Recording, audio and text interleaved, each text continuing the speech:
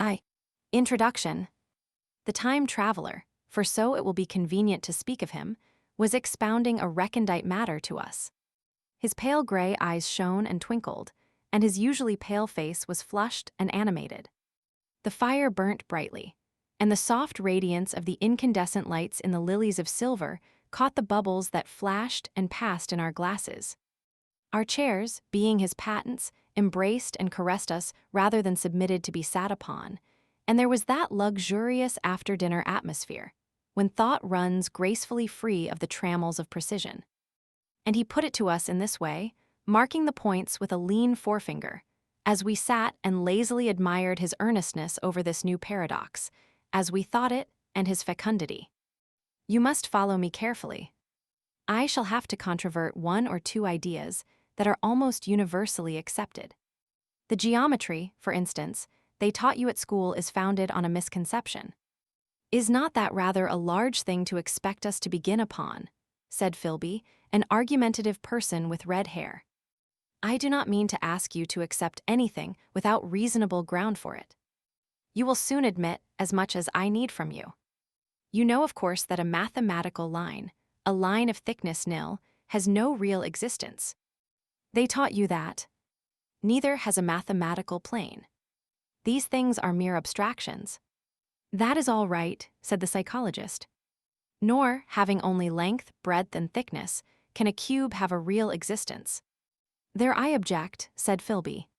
Of course a solid body may exist. All real things. So most people think.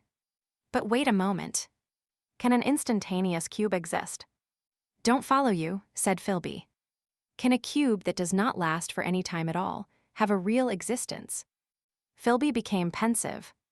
Clearly, the time traveler proceeded, any real body must have extension in 4 directions. It must have length, breadth, thickness, and duration. But through a natural infirmity of the flesh, which I will explain to you in a moment, we incline to overlook this fact. There are really 4 dimensions, 3 which we call the 3 planes of space, and a 4th, time. There is, however, a tendency to draw an unreal distinction between the former 3 dimensions and the latter, because it happens that our consciousness moves intermittently in one direction along the latter, from the beginning to the end of our lives. That, said a very young man, making spasmodic efforts to relight his cigar over the lamp. That. Very clear indeed. Now, it is very remarkable that this is so extensively overlooked, continued the time traveler, with a slight accession of cheerfulness. Really, this is what is meant by the 4th dimension, though some people who talk about the 4th dimension do not know they mean it. It is only another way of looking at time. There is no difference between time and any of the 3 dimensions of space, except that our consciousness moves along it. But some foolish people have got hold of the wrong side of that idea. You have all heard what they have to say about this 4th dimension. I have not, said the provincial mayor. It is simply this. That space, as our mathematicians have it, is spoken of as having 3 dimensions, which one may call length, breadth, and thickness, and is always definable by reference to 3 planes, each at right angles to the others. But some philosophical people have been asking why 3 dimensions particularly, why not another direction at right angles to the other 3, and have even tried to construct a 4-dimensional geometry. Professor Simon Newcomb was expounding this to the New York Mathematical Society only a month or so ago. You know how on a flat surface, which has only 2 dimensions, we can represent a figure of a 3-dimensional solid, and similarly they think that by models of 3 dimensions they could represent one of 4, if they could master the perspective of the thing. See? I think so, murmured the provincial mayor, and, knitting his brows, he lapsed into an introspective state, his lips moving as one who repeats mystic words. Yes, I think I see it now, he said after some time, brightening in a quite transitory manner. Well, I do not mind telling you I have been at work upon this geometry of 4 dimensions for some time. Some of my results are curious. For instance, here is a portrait of a man at 8 years old, another at 15, another at 17, another at 23, and so on. All these are evidently sections, as it were, three-dimensional representations of his four-dimension being, which is a fixed and unalterable thing. Scientific people, proceeded the time traveler, after the pause required for the proper assimilation of this, know very well that time is only a kind of space. Here is a popular scientific diagram, a weather record. This line I trace with my finger shows the movement of the barometer. Yesterday it was so high, yesterday night it fell. Then this morning it rose again, and so gently upward to here. Surely the mercury did not trace this line in any of the dimensions of space generally recognized. But certainly it traced such a line, and that line, therefore, we must conclude was along the time dimension. But, said the medical man, staring hard at a coal in the fire, if time is really only a fourth dimension of space, why is it, and why has it always been, regarded as something different? And why cannot we move in time, as we move about in the other dimensions of space? The time traveler smiled. Are you so sure we can move freely in space? Right and left we can go, backward and forward freely enough, and men always have done so. I admit we move freely in two dimensions. But how about up and down? Gravitation limits us there. Not exactly, said the medical man. There are balloons. But before the balloons, save for spasmodic jumping and the inequalities of the surface, man had no freedom of vertical movement. Still they could move a little up and down, said the medical man. Easier, far easier down than up. And you cannot move at all in time, you cannot get away from the present moment. My dear sir, that is just where you are wrong. That is just where the whole world has gone wrong. We are always getting away from the present moment. Our mental existences, which are immaterial and have no dimensions, are passing along the time dimension with a uniform velocity from the cradle to the grave. Just as we should travel down if we began our existence 50 miles above the Earth's surface. But the great difficulty is this, interrupted the psychologist. You can move about in all directions of space, but you cannot move about in time. That is the germ of my great discovery. But you are wrong to say that we cannot move about in time. For instance, if I am recalling an incident very vividly, I go back to the instant of its occurrence. I become absent-minded, as you say. I jump back for a moment. Of course, we have no means of staying back for any length of time, any more than a savage or an animal has of staying 6 feet above the ground. But a civilized man is better off than the savage in this respect. He can go up against gravitation in a balloon, and why should he not hope that ultimately he may be able to stop or accelerate his drift along the time dimension, or even turn about and travel the other way? Oh, this, began Philby, is all. Why not, said the time traveler. It's against reason, said Philby. What reason, said the time traveler. You can show black as white by argument, said Philby, but you will never convince me. Possibly not, said the time traveler.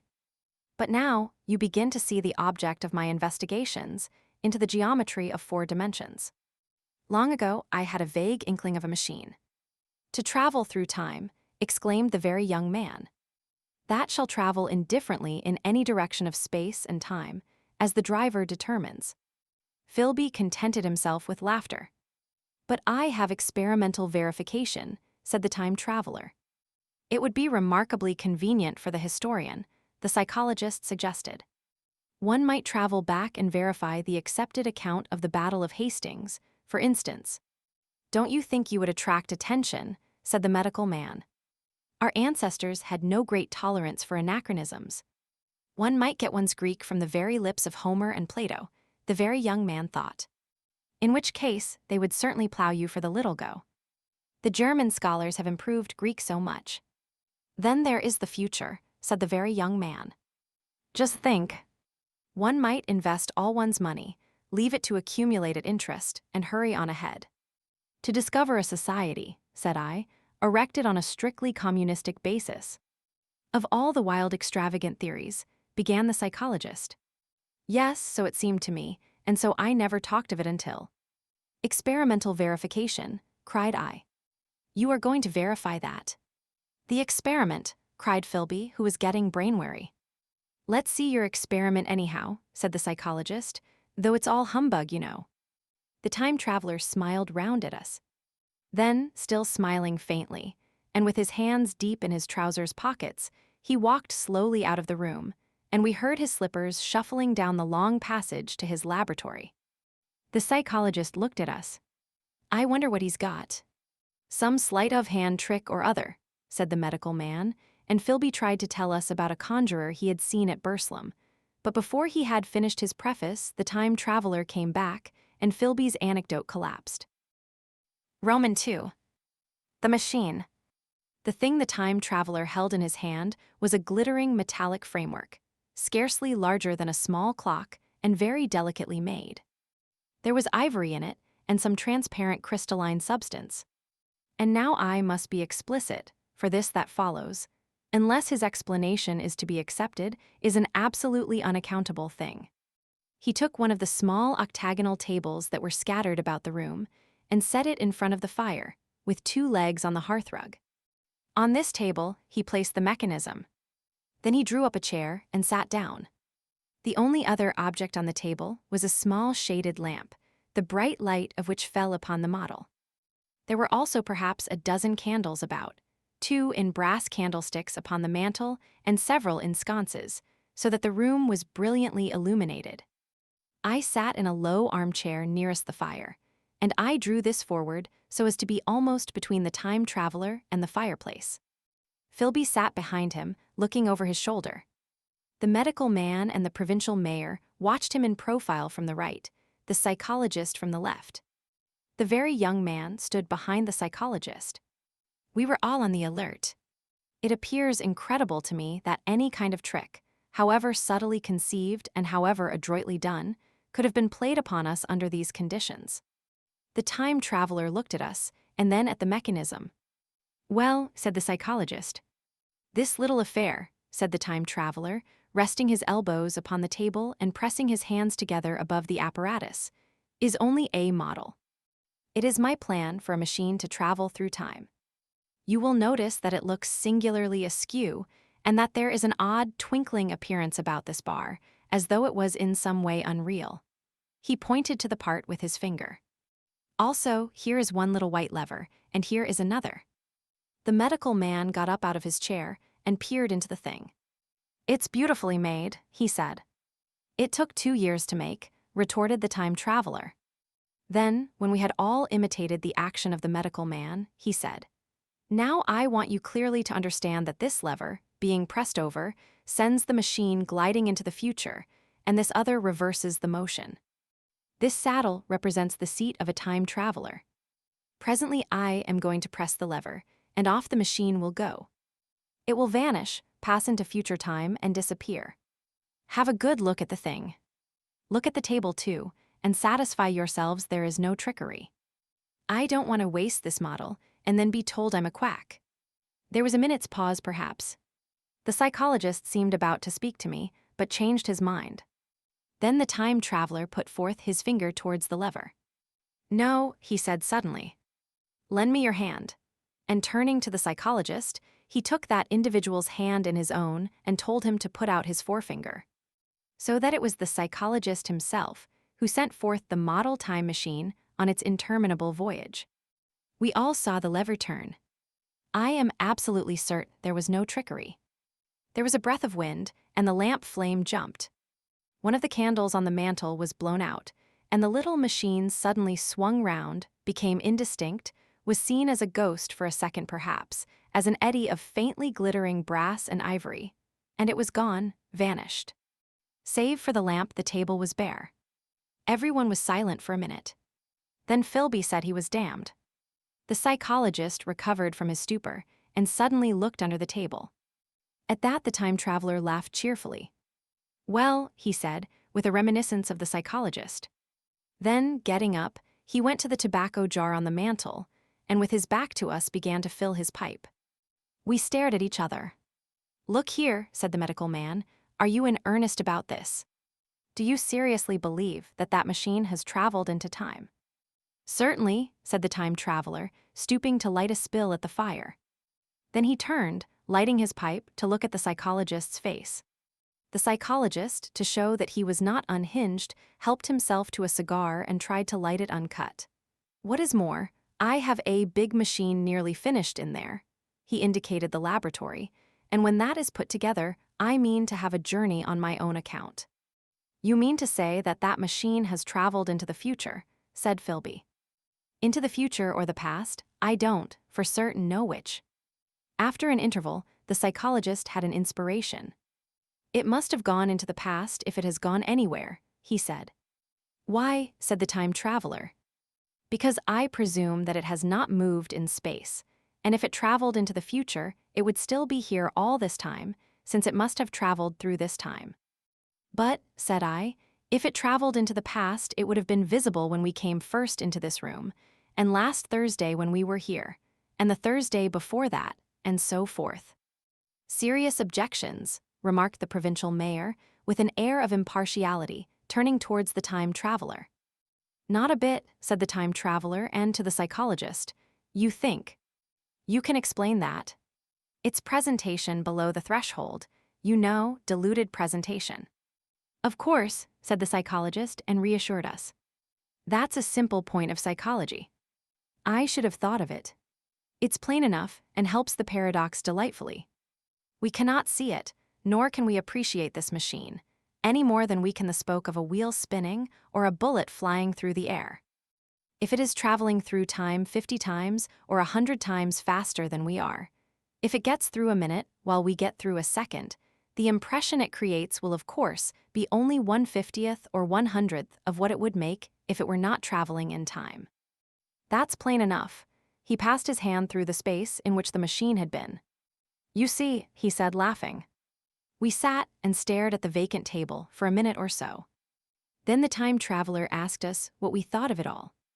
It sounds plausible enough tonight, said the medical man, but wait until tomorrow. Wait for the common sense of the morning. Would you like to see the time machine itself? Asked the time traveler. And therewith, taking the lamp in his hand, he led the way down the long, drafty corridor to his laboratory. I remember vividly the flickering light, his queer, broad head in silhouette, the dance of the shadows, how we all followed him, puzzled but incredulous, and how there in the laboratory we beheld a larger edition of the little mechanism which we had seen vanish from before our eyes. Parts were of nickel, parts of ivory, parts had certainly been filed or sawn out of rock crystal. The thing was generally complete, but the twisted crystalline bars lay unfinished upon the bench beside some sheets of drawings, and I took one up for a better look at it. Quartz it seemed to be. Look here, said the medical man, are you perfectly serious? Or is this a trick, like that ghost you showed us last Christmas? Upon that machine, said the time traveler, holding the lamp aloft, I intend to explore time. Is that plain? I was never more serious in my life. None of us quite knew how to take it. I caught Philby's eye over the shoulder of the medical man, and he winked at me solemnly. Roman 3. The time traveler returns. I think that at that time, none of us quite believed in the time machine. The fact is, the time traveler was one of those men who are too clever to be believed. You never felt that you saw all round him, you always suspected some subtle reserve, some ingenuity in ambush behind his lucid frankness. Had Philby shown the model and explained the matter in the time traveler's words, we should have shown him far less skepticism. For we should have perceived his motives. A pork butcher could understand Philby. But the time traveler had more than a touch of whim among his elements, and we distrusted him. Things that would have made the fame of a less clever man seemed tricks in his hands. It is a mistake to do things too easily. The serious people who took him seriously never felt quite sure of his deportment. They were somehow aware that trusting their reputations for judgment with him was like furnishing a nursery with eggshell china. So I don't think any of us said very much about time traveling in the interval between that Thursday and the next, though its odd potentialities ran, no doubt, in most of our minds. Its plausibility, that is, its practical incredibleness, the curious possibilities of anachronism and of utter confusion it suggested. For my own part, I was particularly preoccupied with the trick of the model. That I remember discussing with the medical man, whom I met on Friday at the Linnean. He said he had seen a similar thing at Tübingen, and laid considerable stress on the blowing out of the candle. But how the trick was done, he could not explain. The next Thursday I went again to Richmond. I suppose I was one of the time traveler's most constant guests, and arriving late, found 4 or 5 men already assembled in his drawing room. The medical man was standing before the fire with a sheet of paper in one hand and his watch in the other. I looked round for the time traveler and, "It's 7:30 now," said the medical man. "I suppose we'd better have dinner." "Where's?" said I, naming our host. "You've just come." "It's rather odd. He's unavoidably detained. He asks me in this note to lead off with dinner at 7 if he's not back. Says he'll explain when he comes." "It seems a pity to let the dinner spoil," said the editor of a well-known daily paper, and thereupon the doctor rang the bell. The psychologist was the only person, besides the doctor and myself, who had attended the previous dinner. The other men were blank, the editor aforementioned, a certain journalist, and another, a quiet, shy man with a beard, whom I didn't know, and who, as far as my observation went, never opened his mouth all the evening. There was some speculation at the dinner table about the time traveler's absence, and I suggested time traveling in a half-jocular spirit. The editor wanted that explained to him, and the psychologist volunteered a wooden account of the ingenious paradox and trick we had witnessed that day week. He was in the midst of his exposition when the door from the corridor opened slowly and without noise. I was facing the door and saw it first. "Hallo," I said. At last, and the door opened wider, and the time traveler stood before us. I gave a cry of surprise. "Good heavens! Man, what's the matter?" cried the medical man who saw him next. And the whole tableful turned towards the door. He was in an amazing plight. His coat was dusty and dirty, and smeared with green down the sleeves, his hair disordered, and as it seemed to me grayer, either with dust and dirt or because its color had actually faded. His face was ghastly pale, his chin had a brown cut on it, a cut half-healed. His expression was haggard and drawn, as by intense suffering. For a moment he hesitated in the doorway, as if he had been dazzled by the light. Then he came into the room. He walked with just such a limp as I have seen in footsore tramps. We stared at him in silence, expecting him to speak. He said not a word, but came painfully to the table and made a motion towards the wine. The editor filled a glass of champagne and pushed it towards him. He drained it, and it seemed to do him good, for he looked round the table, and the ghost of his old smile flickered across his face. "What on earth have you been up to, man?" said the doctor. The time traveler did not seem to hear. "Don't let me disturb you," he said, with a certain faltering articulation. "I'm all right." He stopped, held out his glass for more, and took it off at a draught. "That's good," he said. His eyes grew brighter, and a faint color came into his cheeks. His glance flickered over our faces with a certain dull approval, and then went round the warm and comfortable room. Then he spoke again, still as it were feeling his way among his words. "I'm going to wash and dress, and then I'll come down and explain things. Save me some of that mutton. I'm starving for a bit of meat." He looked across at the editor, who was a rare visitor, and hoped he was all right. The editor began a question. "Tell you presently," said the time traveler. "I'm funny. Be all right in a minute." He put down his glass and walked towards the staircase door. Again I remarked his lameness and the soft padding sound of his footfall, and standing up in my place, I saw his feet as he went out. He had nothing on them but a pair of tattered, blood-stained socks. Then the door closed upon him. I had half a mind to follow, till I remembered how he detested any fuss about himself. For a minute, perhaps, my mind was wool-gathering. Then, remarkable behavior of an eminent scientist. I heard the editor say, thinking, after his wont, in headlines. And this brought my attention back to the bright dinner table. "What's the game?" said the journalist. "Has he been doing the amateur cadger?" I don't follow. I met the eye of the psychologist and read my own interpretation in his face. I thought of the time traveler limping painfully upstairs. I don't think anyone else had noticed his lameness. The first to recover completely from this surprise was the medical man, who rang the bell. The time traveler hated to have servants waiting at dinner for a hot plate. At that the editor turned to his knife and fork with a grunt, and the silent man followed suit. The dinner was resumed. Conversation was exclamatory for a little while, with gaps of wonderment, and then the editor got fervent in his curiosity. Does our friend eke out his modest income with a crossing? Or has he his Nebuchadnezzar phases? He inquired. I feel assured it's this business of the time machine, I said, and took up the psychologist's account of our previous meeting. The new guests were frankly incredulous. The editor raised objections. What was this time traveling? A man couldn't cover himself with dust by rolling in a paradox, could he? And then, as the idea came home to him, he resorted to caricature. Hadn't they any clothes brushes in the future? The journalist, too, would not believe at any price, and joined the editor in the easy work of heaping ridicule on the whole thing. They were both the new kind of journalist, very joyous, irreverent young men. Our special correspondent in the Day After Tomorrow reports, the journalist was saying, or rather shouting, when the time traveler came back. He was dressed in ordinary evening clothes, and nothing save his haggard look remained of the change that had startled me. I say, said the editor hilariously, these chaps here say you have been traveling into the middle of next week. Tell us all about little Rosebery, will you? What will you take for the lot? The time traveler came to the place reserved for him without a word. He smiled quietly, in his old way. Where's my mutton? He said. What a treat it is to stick a fork into meat again. Story, cried the editor.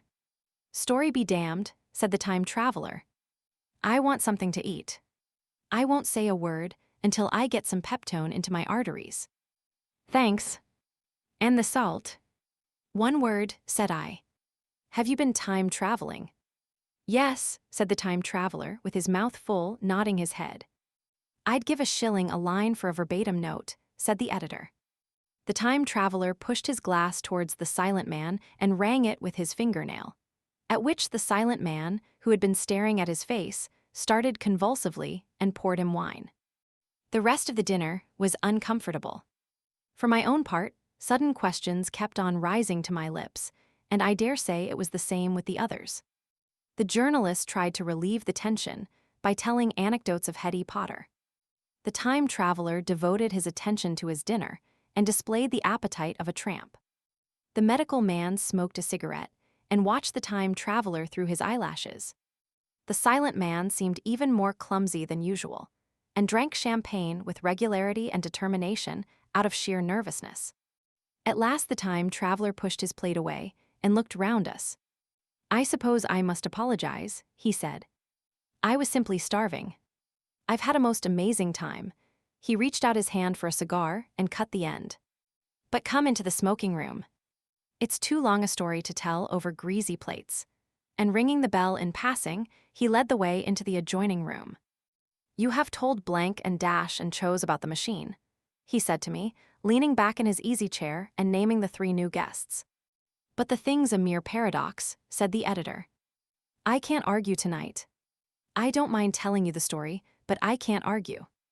I will, he went on, tell you the story of what has happened to me if you like, but you must refrain from interruptions. I want to tell it. Badly. Most of it will sound like lying. So be it. It's true, every word of it all the same. I was in my laboratory at 4 o'clock, and since then, I've lived 8 days, such days as no human being ever lived before. I'm nearly worn out, but I shan't sleep till I've told this thing over to you. Then I shall go to bed. But no interruptions. Is it agreed? Agreed, said the editor, and the rest of us echoed agreed. And with that the time traveler began his story as I have set it forth. He sat back in his chair at first and spoke like a weary man. Afterwards he got more animated. In writing it down I feel with only too much keenness the inadequacy of pen and ink, and above all my own inadequacy, to express its quality.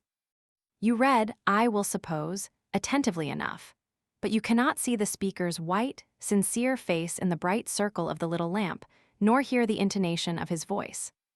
You cannot know how his expression followed the turns of his story. Most of us hearers were in shadow, for the candles in the smoking room had not been lighted, and only the face of the journalist and the legs of the silent man from the knees downward were illuminated. At first we glanced now and again at each other.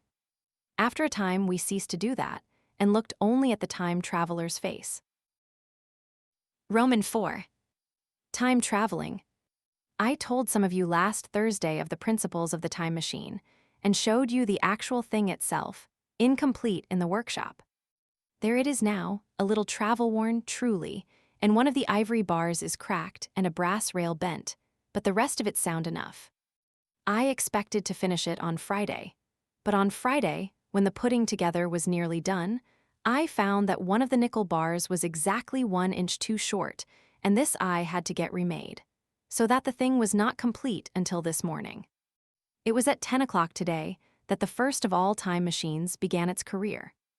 I gave it a last tap, tried all the screws again, put one more drop of oil on the quartz rod, and sat myself in the saddle. I suppose a suicide who holds a pistol to his skull feels much the same wonder at what will come next as I felt then. I took the starting lever in one hand and the stopping one in the other, pressed the first, and almost immediately the second. I seemed to reel. I felt a nightmare sensation of falling, and looking round, I saw the laboratory exactly as before. Had anything happened? For a moment, I suspected that my intellect had tricked me. Then I noted the clock. A moment before, as it seemed, it had stood at a minute or so past 10. Now it was nearly 3:30. I drew a breath, set my teeth, gripped the starting lever with both hands, and went off with a thud. The laboratory got hazy and went dark. Mrs. Watchett came in and walked, apparently without seeing me, towards the garden door. I suppose it took her a minute or so to traverse the place, but to me, she seemed to shoot across the room like a rocket. I pressed the lever over to its extreme position. The night came like the turning out of a lamp, and in another moment came tomorrow. The laboratory grew faint and hazy, then fainter and ever fainter. Tomorrow night came black, then day again, night again, day again, faster and faster still. An eddying murmur filled my ears, and a strange, dumb confusedness descended on my mind. I am afraid I cannot convey the peculiar sensations of time traveling. They are excessively unpleasant. There is a feeling exactly like that one has upon a switchback, of a helpless headlong motion. I felt the same horrible anticipation, too, of an imminent smash. As I put on pace, night followed day like the flapping of a black wing.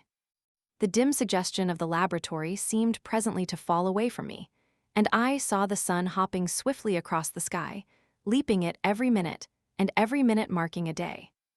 I supposed the laboratory had been destroyed, and I had come into the open air. I had a dim impression of scaffolding, but I was already going too fast to be conscious of any moving things. The slowest snail that ever crawled dashed by too fast for me. The twinkling succession of darkness and light was excessively painful to the eye. Then, in the intermittent darknesses, I saw the moon spinning swiftly through her quarters from new to full, and had a faint glimpse of the circling stars. Presently, as I went on, still gaining velocity, the palpitation of night and day merged into one continuous grayness. The sky took on a wonderful deepness of blue, a splendid luminous color like that of early twilight. The jerking sun became a streak of fire, a brilliant arch in space, the moon a fainter fluctuating band, and I could see nothing of the stars, save now and then a brighter circle flickering in the blue. The landscape was misty and vague. I was still on the hillside upon which this house now stands, and the shoulder rose above me gray and dim. I saw trees growing and changing like puffs of vapor, now brown, now green. They grew, spread, shivered, and passed away. I saw huge buildings rise up faint and fair, and pass like dreams. The whole surface of the earth seemed changed, melting and flowing under my eyes. The little hands upon the dials, that registered my speed, raced round faster and faster. Presently I noted that the sun belt swayed up and down, from solstice to solstice, in a minute or less, and that consequently my pace was over a year a minute. And minute by minute the white snow flashed across the world, and vanished, and was followed by the bright, brief green of spring. The unpleasant sensations of the start were less poignant now. They merged at last into a kind of hysterical exhilaration. I remarked, indeed, a clumsy swaying of the machine for which I was unable to account. But my mind was too confused to attend to it, so with a kind of madness growing upon me, I flung myself into futurity. At first I scarce thought of stopping, scarce thought of anything but these new sensations. But presently a fresh series of impressions grew up in my mind, a certain curiosity and therewith a certain dread, until at last they took complete possession of me. What strange developments of humanity, what wonderful advances upon our rudimentary civilization, I thought, might not appear when I came to look nearly into the dim, elusive world that raced and fluctuated before my eyes. I saw great and splendid architecture rising about me, more massive than any buildings of our own time, and yet, as it seemed, built of glimmer and mist. I saw a richer green flow up the hillside, and remain there without any wintry intermission. Even through the veil of my confusion, the earth seemed very fair. And so my mind came round to the business of stopping. The peculiar risk lay in the possibility of my finding some substance in the space, which I, or the machine, occupied. So long as I traveled at a high velocity through time, this scarcely mattered.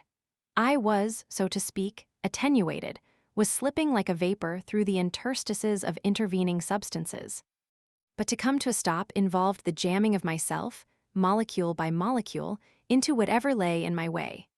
Meant bringing my atoms into such intimate contact with those of the obstacle that a profound chemical reaction, possibly a far-reaching explosion, would result, and blow myself and my apparatus out of all possible dimensions, into the unknown. This possibility had occurred to me again and again while I was making the machine. But then I had cheerfully accepted it as an unavoidable risk, one of the risks a man has got to take.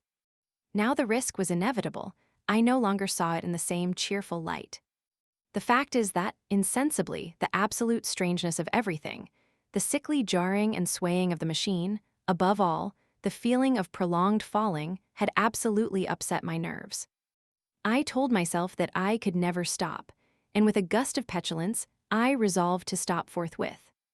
Like an impatient fool, I lugged over the lever, and incontinently the thing went reeling over, and I was flung headlong through the air. There was the sound of a clap of thunder in my ears. I may have been stunned for a moment. A pitiless hail was hissing round me, and I was sitting on soft turf in front of the overset machine. Everything still seemed gray, but presently I remarked that the confusion in my ears was gone.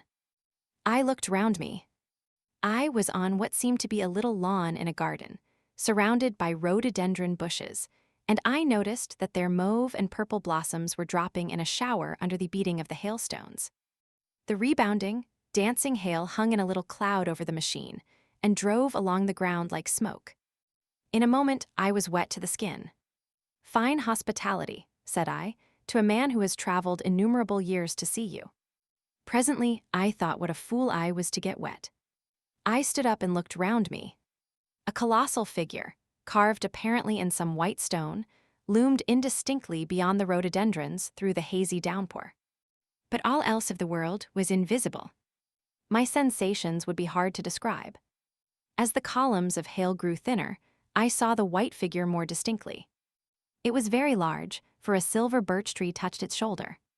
It was of white marble, in shape something like a winged sphinx, but the wings, instead of being carried vertically at the sides, were spread so that it seemed to hover. The pedestal, it appeared to me, was of bronze and was thick with verdigris. It chanced that the face was towards me, the sightless eyes seemed to watch me, there was the faint shadow of a smile on the lips. It was greatly weather-worn, and that imparted an unpleasant suggestion of disease. I stood looking at it for a little space, half a minute, perhaps, or half an hour. It seemed to advance, and to recede as the hail drove before it denser or thinner. At last I tore my eyes from it for a moment, and saw that the hail curtain had worn threadbare, and that the sky was lightening with the promise of the sun. I looked up again at the crouching white shape, and the full temerity of my voyage came suddenly upon me. What might appear when that hazy curtain was altogether withdrawn? What might not have happened to men? What if cruelty had grown into a common passion?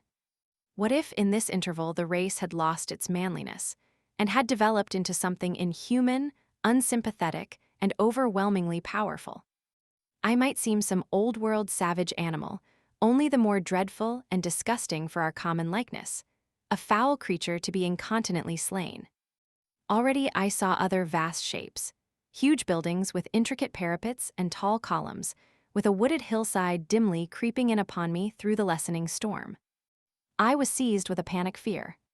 I turned frantically to the time machine and strove hard to readjust it. As I did so, the shafts of the sun smote through the thunderstorm. The gray downpour was swept aside and vanished like the trailing garments of a ghost. Above me, in the intense blue of the summer sky, some faint brown shreds of cloud whirled into nothingness.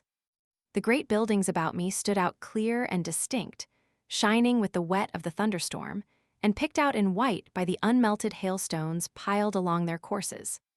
I felt naked in a strange world. I felt as perhaps a bird may feel in the clear air, knowing the hawk wings above and will swoop. My fear grew to frenzy. I took a breathing space, set my teeth, and again grappled fiercely, wrist and knee, with the machine. It gave under my desperate onset and turned over. It struck my chin violently.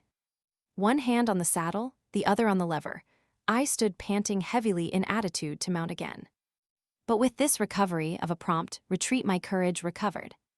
I looked more curiously and less fearfully at this world of the remote future. In a circular opening, high up in the wall of the nearer house, I saw a group of figures clad in rich, soft robes. They had seen me, and their faces were directed towards me. Then I heard voices approaching me. Coming through the bushes by the white sphinx were the heads and shoulders of men running.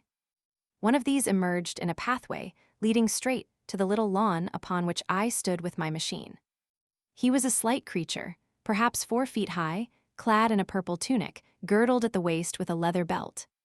Sandals or buskins, I could not clearly distinguish which were on his feet.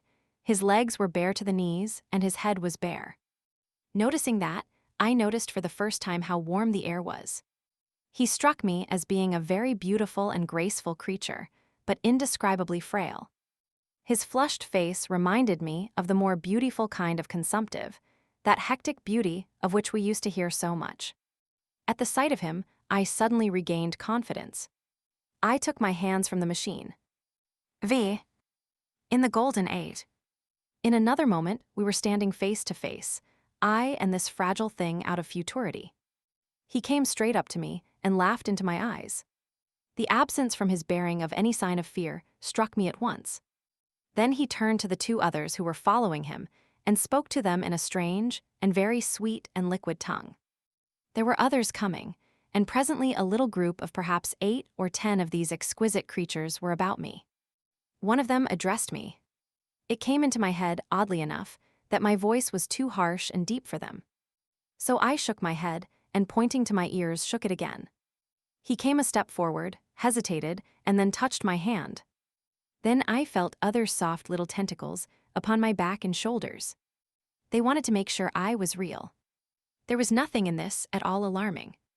Indeed, there was something in these pretty little people that inspired confidence, a graceful gentleness, a certain childlike ease. And besides, they looked so frail that I could fancy myself flinging the whole dozen of them about like 9-pins. But I made a sudden motion to warn them when I saw their little pink hands feeling at the time machine. Happily then, when it was not too late, I thought of a danger I had hitherto forgotten, and reaching over the bars of the machine, I unscrewed the little levers that would set it in motion, and put these in my pocket. Then I turned again to see what I could do in the way of communication. And then, looking more nearly into their features, I saw some further peculiarities in their Dresden china type of prettiness. Their hair, which was uniformly curly, came to a sharp end at the neck and cheek. There was not the faintest suggestion of it on the face, and their ears were singularly minute. The mouths were small, with bright red, rather thin lips, and the little chins ran to a point. The eyes were large and mild, and this may seem egotism on my part. I fancied even that there was a certain lack of the interest I might have expected in them. As they made no effort to communicate with me, but simply stood round me smiling and speaking in soft cooing notes to each other, I began the conversation. I pointed to the time machine and to myself. Then, hesitating for a moment how to express time, I pointed to the sun. At once, a quaintly pretty little figure in checkered purple and white followed my gesture, and then astonished me by imitating the sound of thunder. For a moment I was staggered, though the import of his gesture was plain enough. The question had come into my mind abruptly: were these creatures fools? You may hardly understand how it took me. You see, I had always anticipated that the people of the year 800 and 2000 odd would be incredibly in front of us in knowledge, art, everything. Then one of them suddenly asked me a question that showed him to be on the intellectual level of one of our 5-year-old children. Asked me, in fact, if I had come from the sun in a thunderstorm. It let loose the judgment I had suspended upon their clothes, their frail light limbs, and fragile features. A flow of disappointment rushed across my mind. For a moment, I felt that I had built the time machine in vain. I nodded, pointed to the sun, and gave them such a vivid rendering of a thunderclap as startled them. They all withdrew a pace or so and bowed.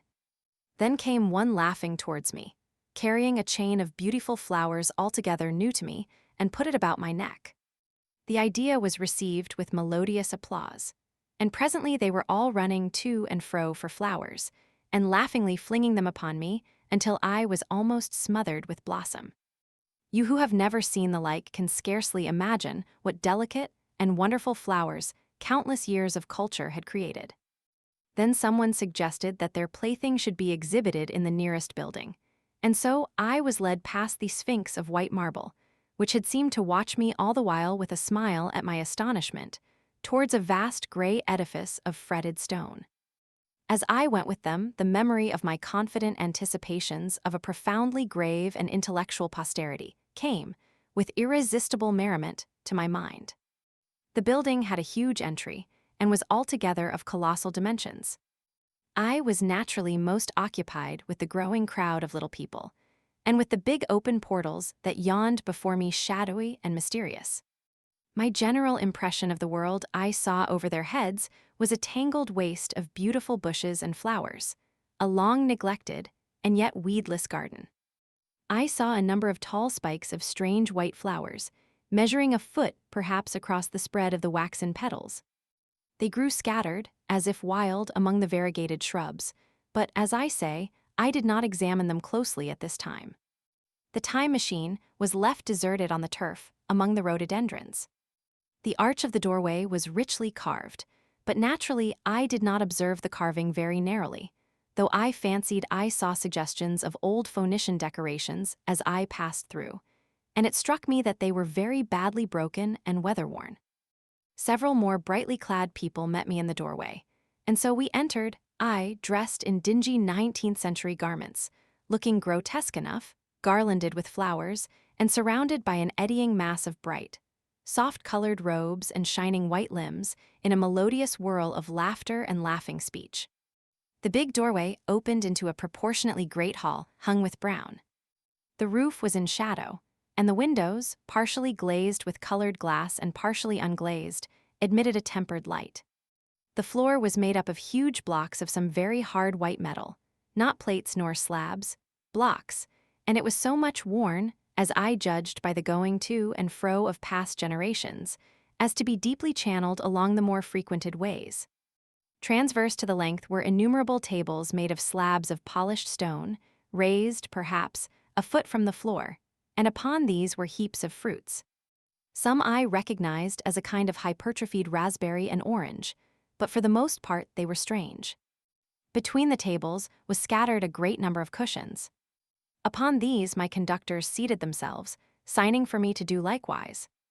With a pretty absence of ceremony, they began to eat the fruit with their hands, flinging peel and stalks, and so forth, into the round openings in the sides of the tables. I was not loath to follow their example, for I felt thirsty and hungry. As I did so, I surveyed the hall at my leisure. And perhaps the thing that struck me most was its dilapidated look. The stained glass windows, which displayed only a geometrical pattern, were broken in many places, and the curtains that hung across the lower end were thick with dust. And it caught my eye that the corner of the marble table near me was fractured. Nevertheless, the general effect was extremely rich and picturesque. There were, perhaps, a couple of hundred people dining in the hall, and most of them, seated as near to me as they could come, were watching me with interest, their little eyes shining over the fruit they were eating. All were clad in the same soft, and yet strong, silky material. Fruit, by the by, was all their diet. These people of the remote future were strict vegetarians, and while I was with them, in spite of some carnal cravings, I had to be frugivorous also. Indeed, I found afterwards that horses, cattle, sheep, dogs had followed the ichthyosaurus into extinction. But the fruits were very delightful, one, in particular, that seemed to be in season all the time I was there. A flowery thing in a three-sided husk was especially good, and I made it my staple. At first I was puzzled by all these strange fruits, and by the strange flowers I saw, but later I began to perceive their import. However, I am telling you of my fruit dinner in the distant future now. So soon as my appetite was a little checked, I determined to make a resolute attempt to learn the speech of these new men of mine. Clearly, that was the next thing to do. The fruit seemed a convenient thing to begin upon, and holding one of these up, I began a series of interrogative sounds and gestures. I had some considerable difficulty in conveying my meaning.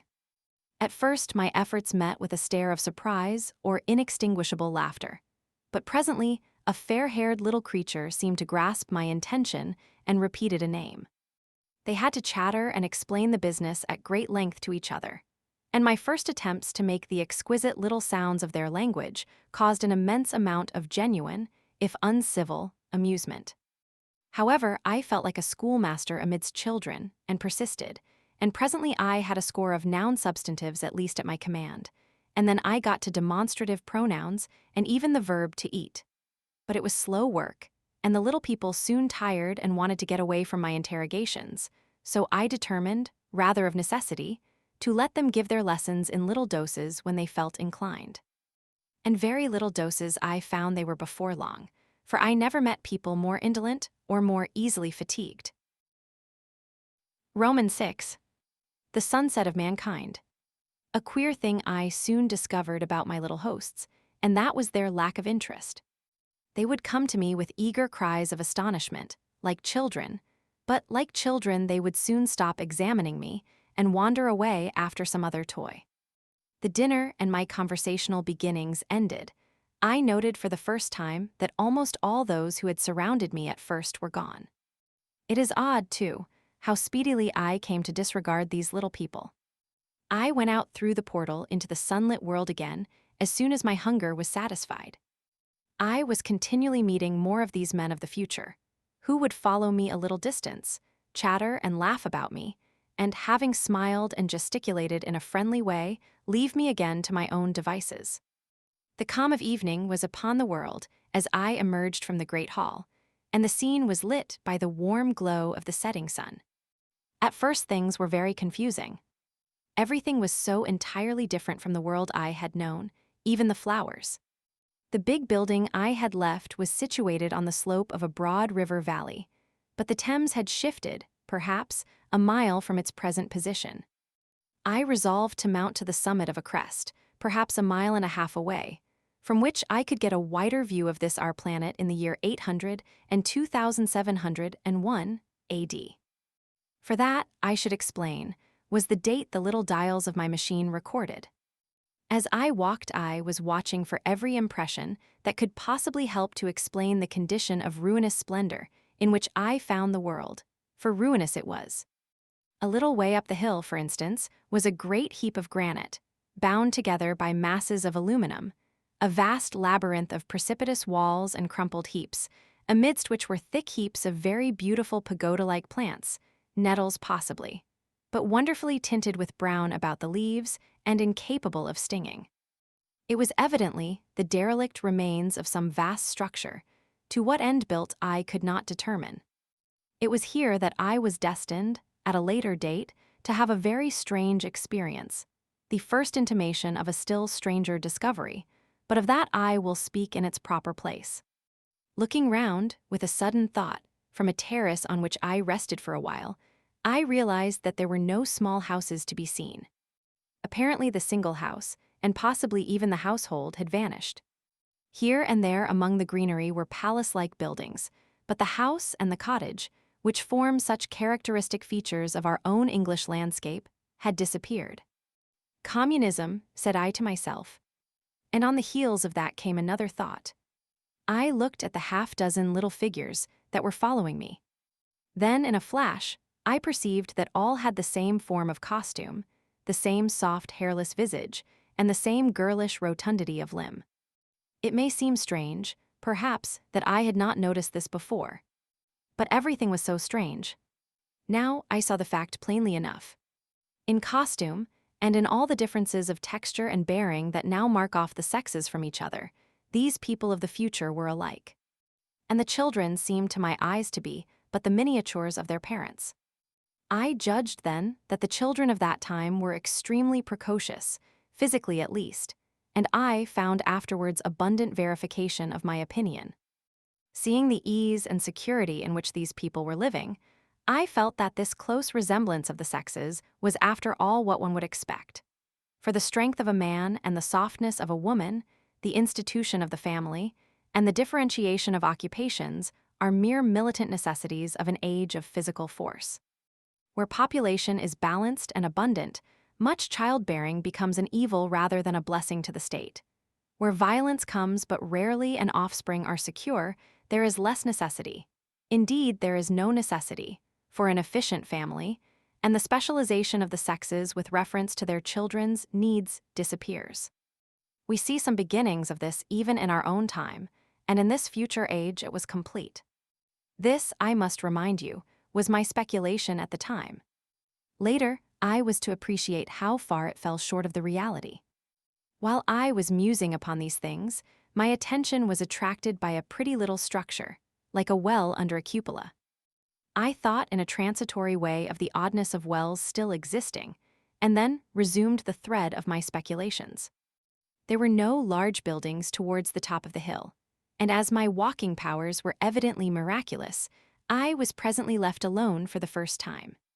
With a strange sense of freedom and adventure, I pushed on up to the crest. There I found a seat of some yellow metal that I did not recognize, corroded in places with a kind of pinkish rust and half smothered in soft moss, the armrests cast, and filed into the resemblance of griffins' heads. I sat down on it, and I surveyed the broad view of our old world under the sunset of that long day. It was as sweet and fair a view as I have ever seen. The sun had already gone below the horizon, and the west was flaming gold, touched with some horizontal bars of purple and crimson. Below was the valley of the Thames, in which the river lay like a band of burnished steel. I have already spoken of the great palaces dotted about among the variegated greenery, some in ruins and some still occupied. Here and there rose a white or silvery figure in the waste garden of the earth. Here and there came the sharp vertical line of some cupola or obelisk. There were no hedges, no signs of proprietary rights, no evidences of agriculture. The whole earth had become a garden. So watching, I began to put my interpretation upon the things I had seen, and as it shaped itself to me that evening, my interpretation was something in this way. Afterwards I found I had got only a half-truth, or only a glimpse of one facet of the truth. It seemed to me that I had happened upon humanity upon the wane. The ruddy sunset set me thinking of the sunset of mankind. For the first time, I began to realize an odd consequence of the social effort in which we are at present engaged. And yet, come to think, it is a logical consequence enough. Strength is the outcome of need. Security sets a premium on feebleness. The work of ameliorating the conditions of life, the true civilizing process that makes life more and more secure, had gone steadily on to a climax. One triumph of a united humanity over nature had followed another. Things that are now mere dreams had become projects deliberately put in hand and carried forward. And the harvest was what I saw. After all, the sanitation and the agriculture of today are still in the rudimentary stage. The science of our time has attacked but a little department of the field of human disease, but even so, it spreads its operations very steadily and persistently. Our agriculture and horticulture destroy a weed just here and there, and cultivate perhaps a score or so of wholesome plants, leaving the greater number to fight out a balance as they can. We improve our favorite plants and animals, and how few they are, gradually by selective breeding. Now a new and better peach, now a seedless grape, now a sweeter and larger flower, now a more convenient breed of cattle. We improve them gradually because our ideals are vague and tentative, and our knowledge is very limited. Because nature, too, is shy and slow in our clumsy hands. Someday all this will be better organized, and still better. That is the drift of the current, in spite of the eddies. The whole world will be intelligent, educated, and cooperating. Things will move faster and faster towards the subjugation of nature. In the end, wisely and carefully, we shall readjust the balance of animal and vegetable life to suit our human needs. This adjustment, I say, must have been done and done well. Done indeed for all time, in the space of time across which my machine had leapt. The air was free from gnats, the earth from weeds or fungi, everywhere were fruits and sweet and delightful flowers. Brilliant butterflies flew hither and thither. The ideal of preventive medicine was attained. Diseases had been stamped out. I saw no evidence of any contagious diseases during all my stay. And I shall have to tell you later that even the processes of putrefaction and decay had been profoundly affected by these changes. Social triumphs, too, had been affected. I saw mankind housed in splendid shelters, gloriously clothed, and as yet I had found them engaged in no toil. There were no signs of struggle, neither social nor economical struggle. The shop, the advertisement, traffic, all that commerce which constitutes the body of our world, was gone.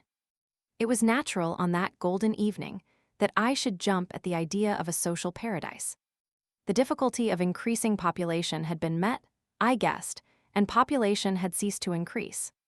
But with this change in condition comes inevitably adaptations to the change. What, unless biological science is a mass of errors, is the cause of human intelligence and vigor? Hardship and freedom, conditions under which the active, strong, and subtle survive and the weaker go to the wall. Conditions that put a premium upon the loyal alliance of capable men, upon self-restraint, patience, and decision. And the institution of the family, and the emotions that arise therein, the fierce jealousy, the tenderness for offspring, parental self-devotion, all found their justification and support in the imminent dangers of the young. Now, where are these imminent dangers?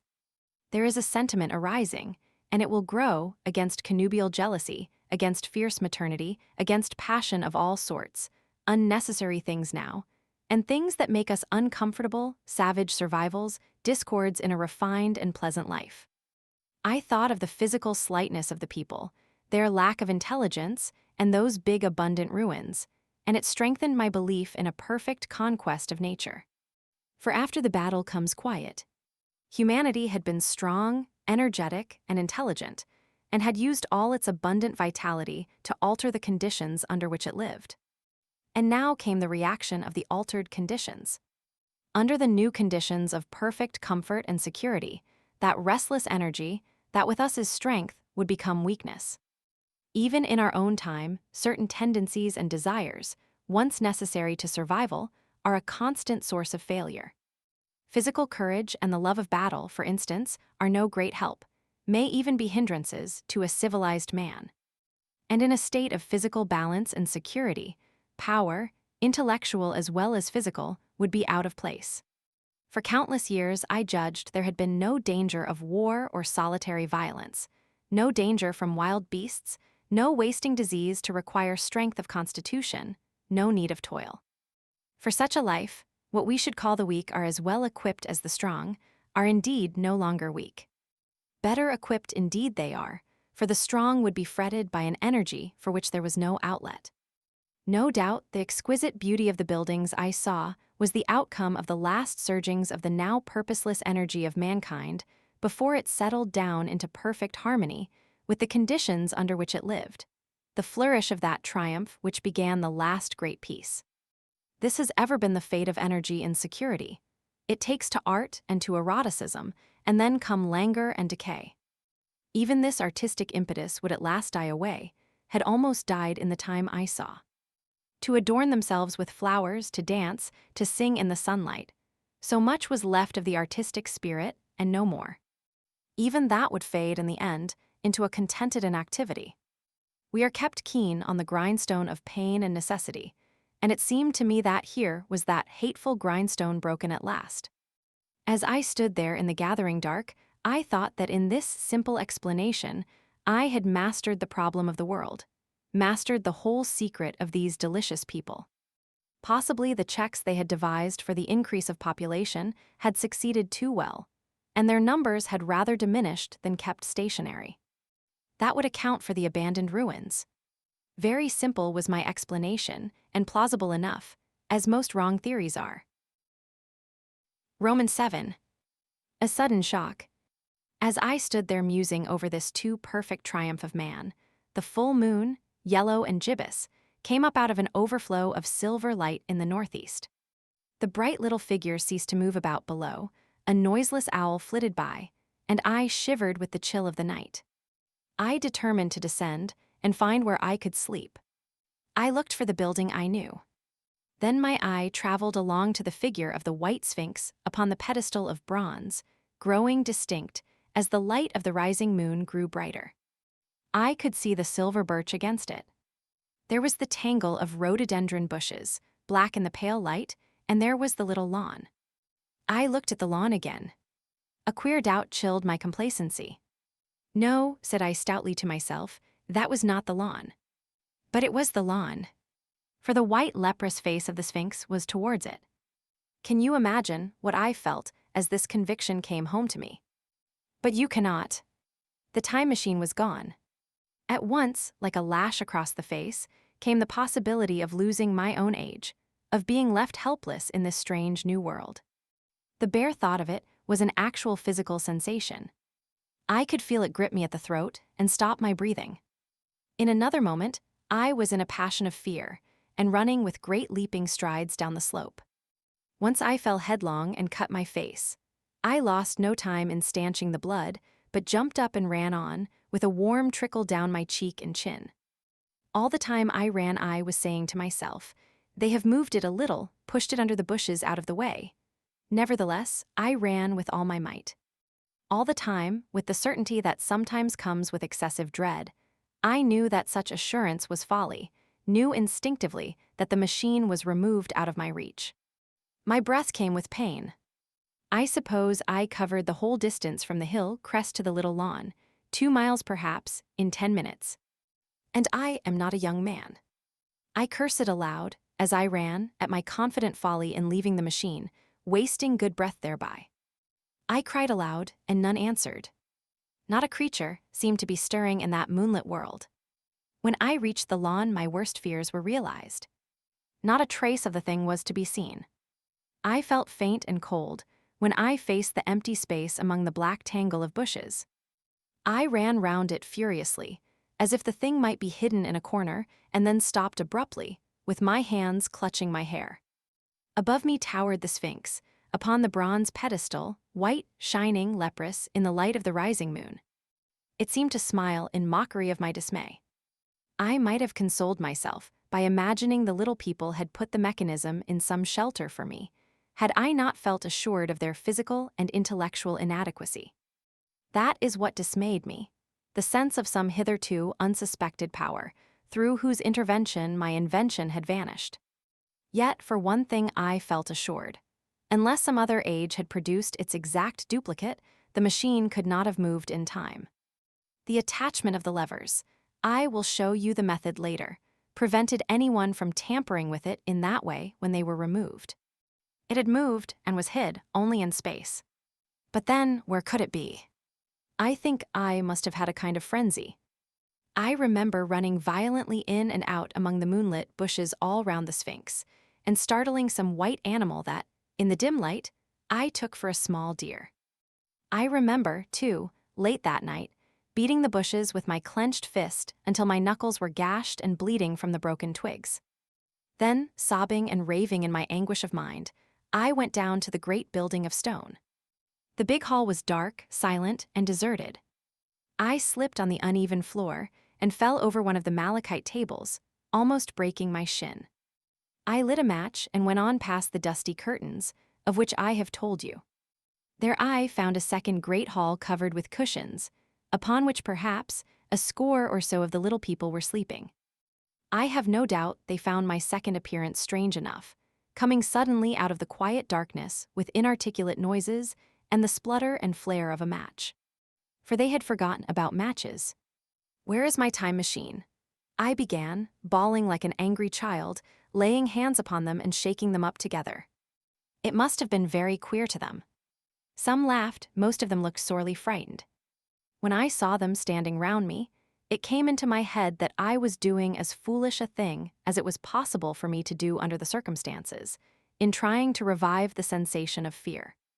For reasoning from their daylight behavior, I thought that fear must be forgotten. Abruptly, I dashed down the match, and knocking one of the people over in my course, went blundering across the big dining hall again, out under the moonlight. I heard cries of terror, and their little feet running and stumbling this way and that.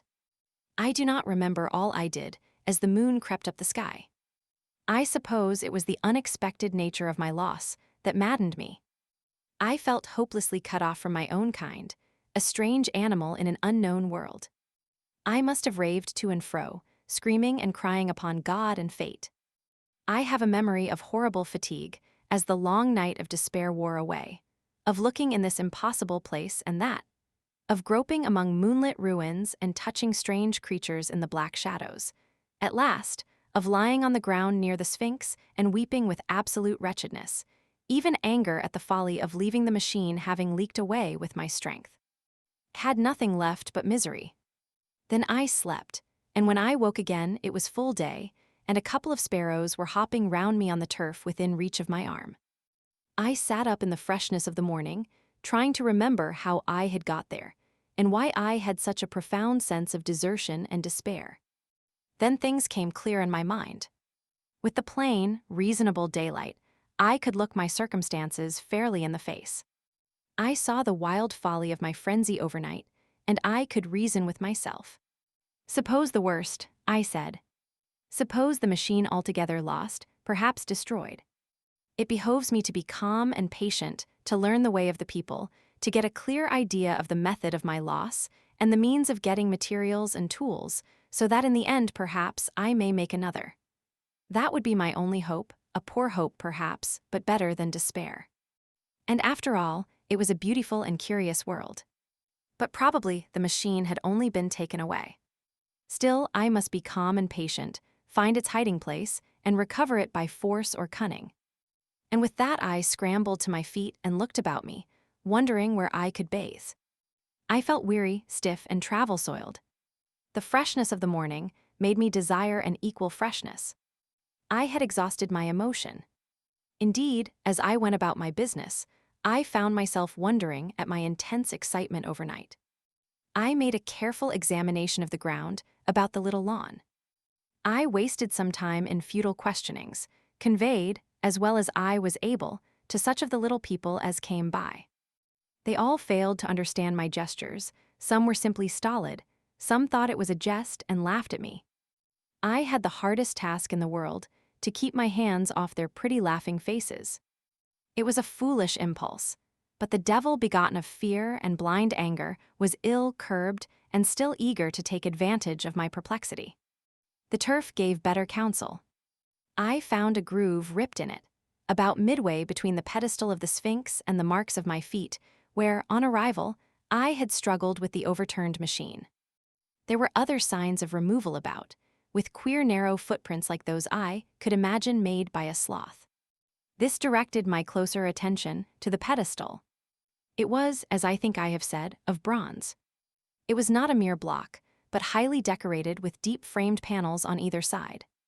I went and rapped at these. The pedestal was hollow. Examining the panels with care, I found them discontinuous with the frames. There were no handles or keyholes, but possibly the panels, if they were doors, as I supposed, opened from within. One thing was clear enough to my mind. It took no very great mental effort to infer that my time machine was inside that pedestal. But how it got there was a different problem. I saw the heads of two orange-clad people coming through the bushes and under some blossom-covered apple trees towards me. I turned smiling to them and beckoned them to me. They came, and then, pointing to the bronze pedestal, I tried to intimate my wish to open it. But at my first gesture, towards this they behaved very oddly. I don't know how to convey their expression to you. Suppose you were to use a grossly improper gesture to a delicate-minded woman, it is how she would look. They went off as if they had received the last possible insult. I tried a sweet-looking little chap in white next, with exactly the same result. Somehow, his manner made me feel ashamed of myself. But as you know, I wanted the time machine, and I tried him once more. As he turned off, like the others, my temper got the better of me. In 3 strides I was after him, had him by the loose part of his robe round the neck, and began dragging him towards the Sphinx. Then I saw the horror and repugnance of his face, and all of a sudden I let him go. But I was not beaten yet. I banged with my fist at the bronze panels. I thought I heard something stir inside. To be explicit, I thought I heard a sound like a chuckle, but I must have been mistaken. Then I got a big pebble from the river, and came and hammered till I had flattened a coil in the decorations, and the verdigris came off in powdery flakes. The delicate little people must have heard me hammering in gusty outbreaks a mile away on either hand, but nothing came of it. I saw a crowd of them upon the slopes, looking furtively at me. At last, hot and tired, I sat down to watch the place. But I was too restless to watch long. I am too occidental for a long vigil. I could work at a problem for years, but to wait inactive for 24 hours, that is another matter. I got up after a time, and began walking aimlessly through the bushes towards the hill again. Patience, said I to myself. If you want your machine again, you must leave that Sphinx alone. If they mean to take your machine away, it's little good you're wrecking their bronze panels. And if they don't, you will get it back as soon as you can ask for it. To sit among all those unknown things before a puzzle like that is hopeless. That way lies monomania. Face this world. Learn its ways, watch it, be careful of too hasty guesses at its meaning. In the end, you will find clues to it all. Then, suddenly, the humor of the situation came into my mind. The thought of the years I had spent in study and toil to get into the future age, and now my passion of anxiety to get out of it. I had made myself the most complicated and the most hopeless trap that ever a man devised. Although it was at my own expense, I could not help myself. I laughed aloud. Going through the big palace, it seemed to me that the little people avoided me. It may have been my fancy, or it may have had something to do with my hammering at the gates of bronze. Yet I felt tolerably sure of the avoidance. I was careful, however, to show no concern and to abstain from any pursuit of them, and in the course of a day or two things got back to the old footing. I made what progress I could in the language, and in addition, I pushed my explorations here and there. Either I missed some subtle point, or their language was excessively simple, almost exclusively composed of concrete substantives and verbs. There seemed to be few, if any, abstract terms or little use of figurative language. Their sentences were usually simple and of 2 words, and I failed to convey or understand any but the simplest propositions. I determined to put the thought of my time machine and the mystery of the bronze doors under the Sphinx as much as possible in a corner of memory, until my growing knowledge would lead me back to them in a natural way. Yet a certain feeling, you may understand, tethered me in a circle of a few miles round the point of my arrival. Roman 8. Explanation. So far as I could see, all the world displayed the same exuberant richness as the Thames Valley.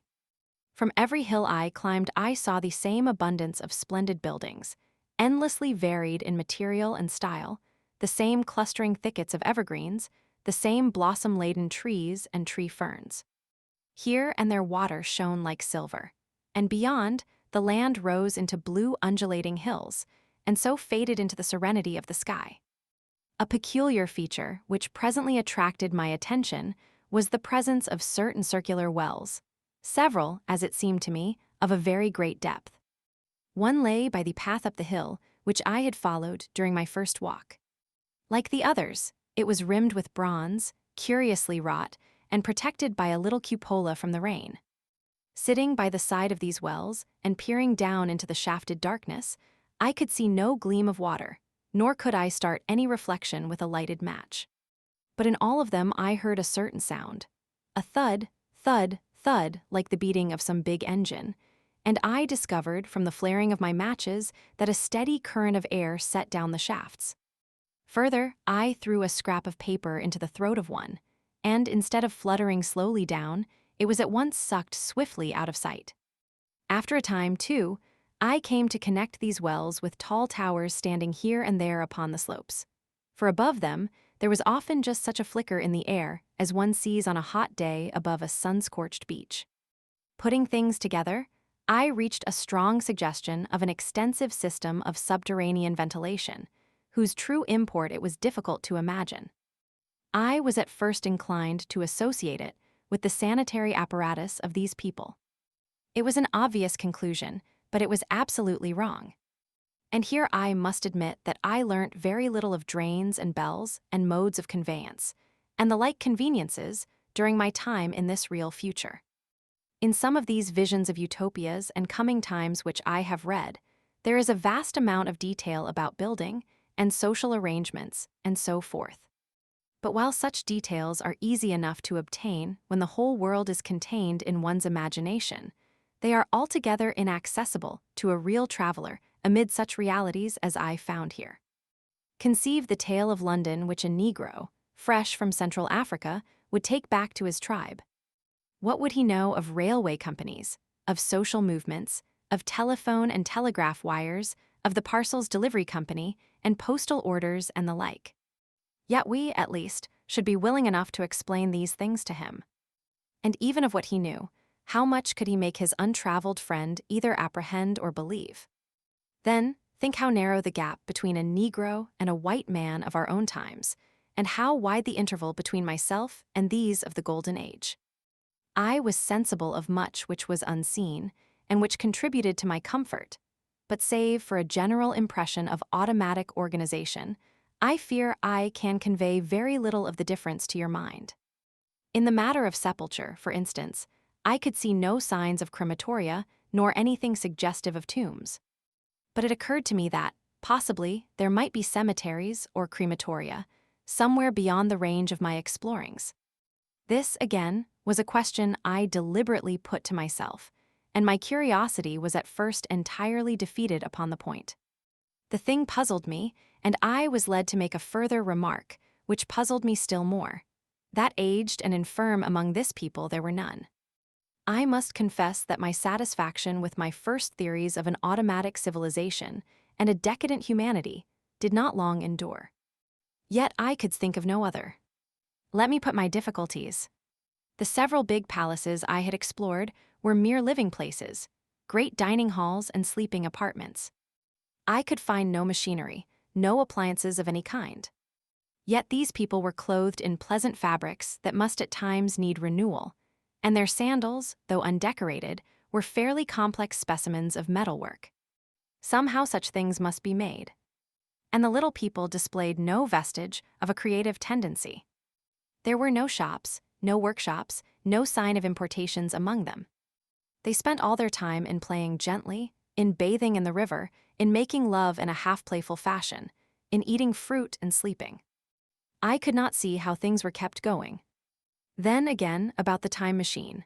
Something, I knew not what, had taken it into the hollow pedestal of the White Sphinx. Why, for the life of me I could not imagine. Those waterless wells, too, those flickering pillars. I felt I lacked a clue. I felt, how shall I put it? Suppose you found an inscription, with sentences here and there in excellent plain English, and interpolated therewith, others made up of words, of letters even, absolutely unknown to you. Well, on the third day of my visit, that was how the world of 800 and 2,700 and one presented itself to me. That day, too, I made a friend of a sort. It happened that, as I was watching some of the little people bathing in a shallow, one of them was seized with cramp and began drifting downstream. The main current ran rather swiftly, but not too strongly for even a moderate swimmer. It will give you an idea, therefore, of the strange deficiency in these creatures. when I tell you that none made the slightest attempt to rescue the weakly crying little thing which was drowning before their eyes. When I realized this, I hurriedly slipped off my clothes, and wading in at a point lower down, I caught the poor mite and drew her safe to land. A little rubbing of the limbs soon brought her round, and I had the satisfaction of seeing she was all right before I left her. I had got to such a low estimate of her kind that I did not expect any gratitude from her. In that, however, I was wrong. This happened in the morning. In the afternoon, I met my little woman, as I believe it was, as I was returning towards my center from an exploration, and she received me with cries of delight and presented me with a big garland of flowers, evidently made for me and me alone. The thing took my imagination.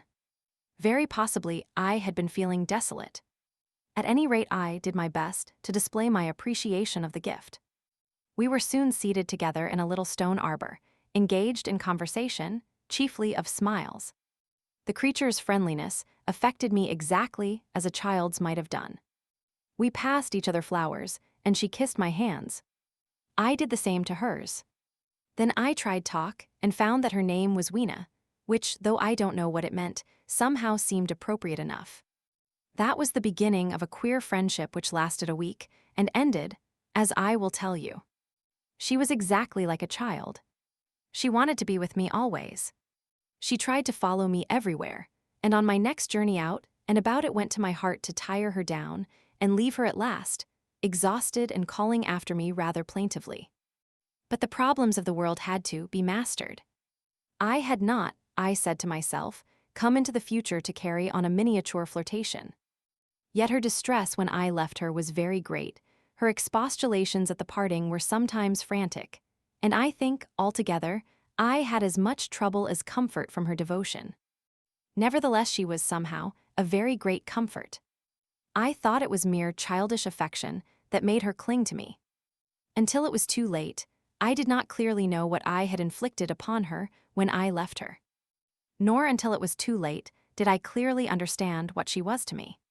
For by merely seeming fond of me, and showing in her weak, futile way that she cared for me, the little doll of a creature presently gave my return to the neighborhood of the white sphinx almost the feeling of coming home.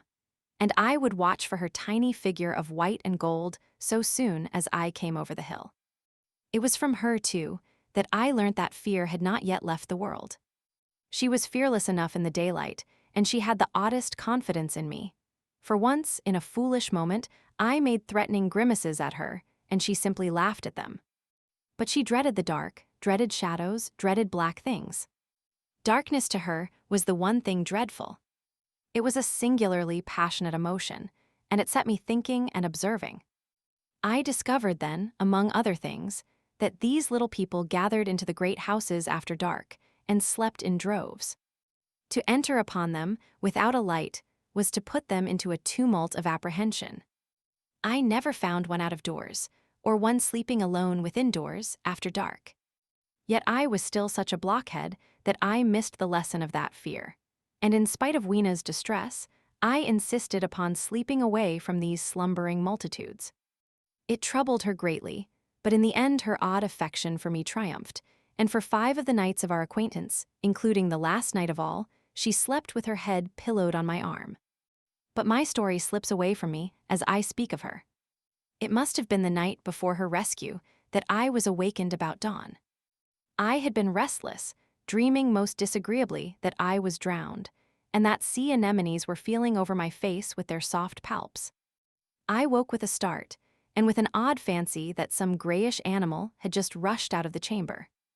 I tried to get to sleep again, but I felt restless and uncomfortable. It was that dim gray hour when things are just creeping out of darkness, when everything is colorless and clear-cut, and yet unreal. I got up and went down into the great hall, and so out upon the flagstones in front of the palace. I thought I would make a virtue of necessity and see the sunrise. The moon was setting, and the dying moonlight and the first pallor of dawn were mingled in a ghastly half-light. The bushes were inky black, the ground a somber gray, the sky colorless and cheerless. And up the hill I thought I could see ghosts. 3 several times, as I scanned the slope, I saw white figures. Twice I fancied I saw a solitary white, ape-like creature running rather quickly up the hill, and once near the ruins I saw a leash of them carrying some dark body. They moved hastily. I did not see what became of them. It seemed that they vanished among the bushes. The dawn was still indistinct, you must understand. I was feeling that chill, uncertain, early morning feeling you may have known. I doubted my eyes. As the eastern sky grew brighter, and the light of the day came on, and its vivid coloring returned upon the world once more, I scanned the view keenly. But I saw no vestige of my white figures. They were mere creatures of the half-light. They must have been ghosts, I said. I wonder whence they dated. For a queer notion of Grant Allen came into my head and amused me. If each generation die and leave ghosts, he argued, the world at last will get overcrowded with them. On that theory, they would have grown innumerable some 800,000 years hence, and it was no great wonder to see four at once. But the jest was unsatisfying, and I was thinking of these figures all the morning, until Weena's rescue drove them out of my head. I associated them, in some indefinite way, with the white animal I had startled in my first passionate search for the time machine. But Weena was a pleasant substitute. Yet all the same, they were soon destined to take far deadlier possession of my mind. I think I have said how much hotter than our own was the weather of this golden age. I cannot account for it. It may be that the sun was hotter, or the earth nearer the sun.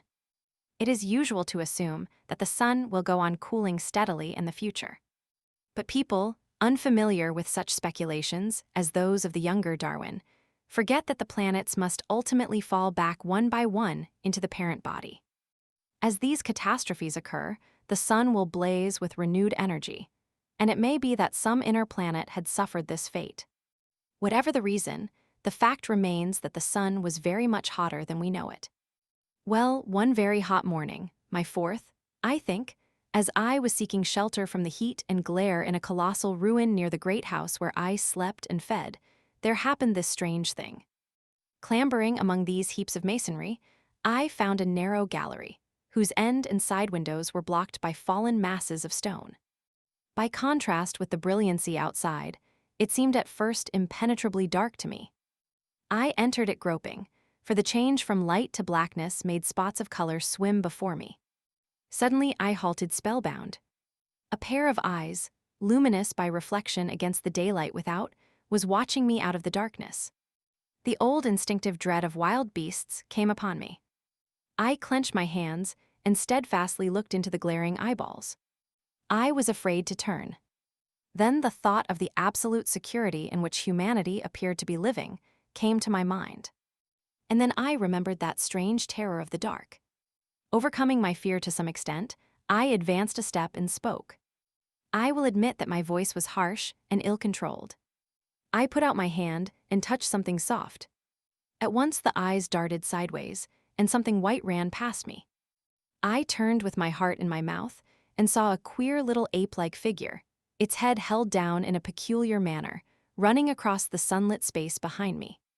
It blundered against a block of granite, staggered aside, and in a moment was hidden in a black shadow beneath another pile of ruined masonry.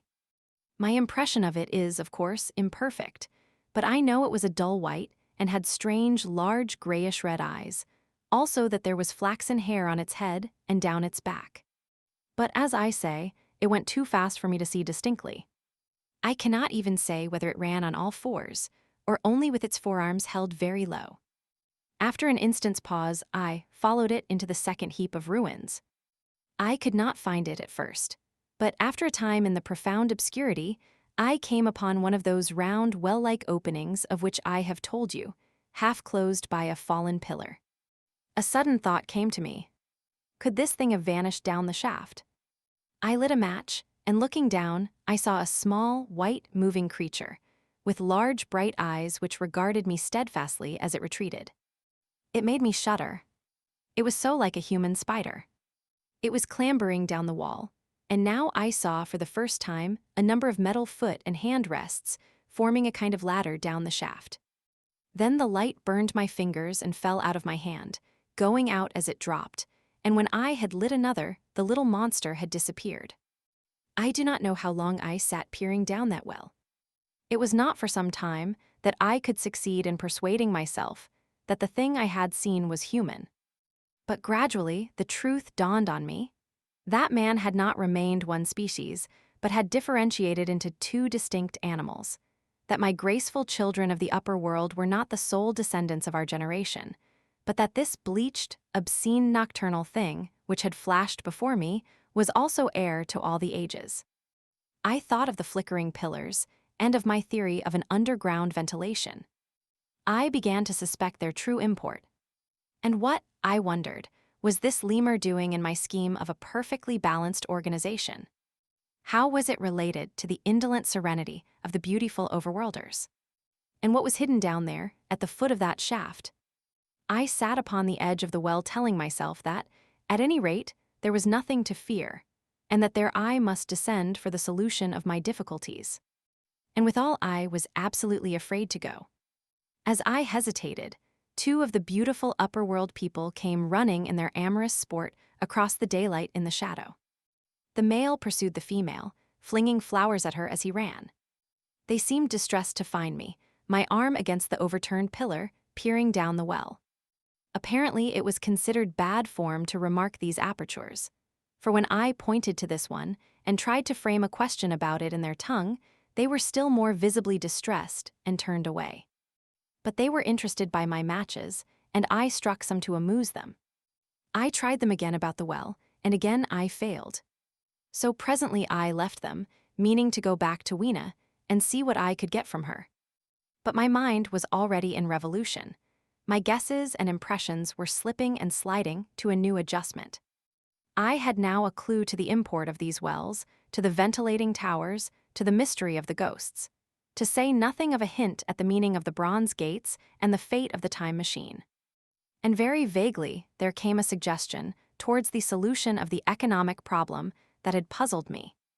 Here was the new view. Plainly, this second species of man was subterranean. There were three circumstances in particular which made me think that its rare emergence above ground was the outcome of a long-continued underground habit. In the first place, there was the bleached look common in most animals that live largely in the dark, the white fish of the Kentucky caves, for instance. Then those large eyes, with that capacity for reflecting light, are common features of nocturnal things, witness the owl and the cat. And last of all, that evident confusion in the sunshine, that hasty yet fumbling awkward flight towards dark shadow, and that peculiar carriage of the head while in the light, all reinforced the theory of an extreme sensitiveness of the retina. Beneath my feet, then, the earth must be tunneled enormously, and these tunnelings were the habitat of the new race. The presence of ventilating shafts and wells along the hill slopes, everywhere, in fact, except along the river valley, showed how universal were its ramifications. What so natural, then, as to assume that it was in this artificial underworld that such work as was necessary to the comfort of the daylight race was done? The notion was so plausible that I at once accepted it, and went on to assume the how of this splitting of the human species. I dare say you will anticipate the shape of my theory, though, for myself, I very soon felt that it fell far short of the truth. At first, proceeding from the problems of our own age, it seemed clear as daylight to me that the gradual widening of the present merely temporary and social difference between the capitalist and the laborer was the key to the whole position. No doubt it will seem grotesque enough to you and wildly incredible, and yet even now there are existing circumstances to point that way. There is a tendency to utilize underground space for the less ornamental purposes of civilization. There is the Metropolitan Railway in London. For instance, there are new electric railways, there are subways, there are underground workrooms and restaurants, and they increase and multiply. Evidently, I thought, this tendency had increased till industry had gradually lost its birthright in the sky. I mean that it had gone deeper and deeper into larger and ever larger underground factories, spending a still increasing amount of its time therein, till, in the end. Even now, does not an East End worker live in such artificial conditions as practically to be cut off from the natural surface of the earth? Again, the exclusive tendency of richer people, due, no doubt, to the increasing refinement of their education, and the widening gulf between them and the rude violence of the poor, is already leading to the closing, in their interest, of considerable portions of the surface of the land. About London, for instance, perhaps half the prettier country is shut in against intrusion. And this same widening gulf, which is due to the length and expense of the higher educational process and the increased facilities for and temptations towards refined habits on the part of the rich, will make that exchange between class and class, that promotion by intermarriage which at present retards the splitting of our species along lines of social stratification, less and less frequent. So, in the end, above ground you must have the haves, pursuing pleasure and comfort and beauty, and below ground the have-nots, the workers getting continually adapted to the conditions of their labor. Once they were there, they would no doubt have to pay rent, and not a little of it, for the ventilation of their caverns, and if they refused, they would starve or be suffocated for arrears. Such of them as were so constituted as to be miserable and rebellious would die. And, in the end, the balance being permanent, the survivors would become as well adapted to the conditions of underground life, and as happy in their way as the overworld people were to theirs. As it seemed to me, the refined beauty and the etiolated pallor followed naturally enough. The great triumph of humanity I had dreamed of took a different shape in my mind. It had been no such triumph of moral education and general cooperation as I had imagined. Instead, I saw a real aristocracy, armed with a perfected science, and working to a logical conclusion the industrial system of today. Its triumph had not been simply a triumph over nature, but a triumph over nature and the fellow man. This, I must warn you, was my theory at the time. I had no convenient cicerone in the pattern of the utopian books. My explanation may be absolutely wrong. I still think it is the most plausible one. But even on this supposition, the balanced civilization that was at last attained must have long since passed its zenith, and was now far fallen into decay. The too perfect security of the overworlders had led them to a slow movement of degeneration, to a general dwindling in size, strength, and intelligence. That I could see clearly enough already. What had happened to the undergrounders I did not yet suspect, but from what I had seen of the Morlocks, that, by the by, was the name by which these creatures were called. I could imagine that the modification of the human type was even far more profound than among the Eloi, the beautiful race that I already knew. Then came troublesome doubts. Why had the Morlocks taken my time machine? For I felt sure it was they who had taken it. Why, too, if the Eloi were masters, could they not restore the machine to me? And why were they so terribly afraid of the dark? I proceeded, as I have said, to question Weena about this underworld, but here again I was disappointed. At first she would not understand my questions, and presently she refused to answer them. She shivered as though the topic was unendurable. And when I pressed her, perhaps a little harshly, she burst into tears. They were the only tears, except my own, I ever saw in that golden age. When I saw them, I ceased abruptly to trouble about the Morlocks, and was only concerned in banishing these signs of her human inheritance from Weena's eyes. And very soon she was smiling and clapping her hands, while I solemnly burned a match. Roman 9. The Morlocks. It may seem odd to you, but it was 2 days before I could follow up the newfound clue in what was manifestly the proper way. I felt a peculiar shrinking from those pallid bodies. They were just the half-bleached color of the worms and things one sees preserved in spirit in a zoological museum. And they were filthily cold to the touch. Probably my shrinking was largely due to the sympathetic influence of the Eloi, whose disgust of the Morlocks I now began to appreciate. The next night I did not sleep well. Probably my health was a little disordered. I was oppressed with perplexity and doubt.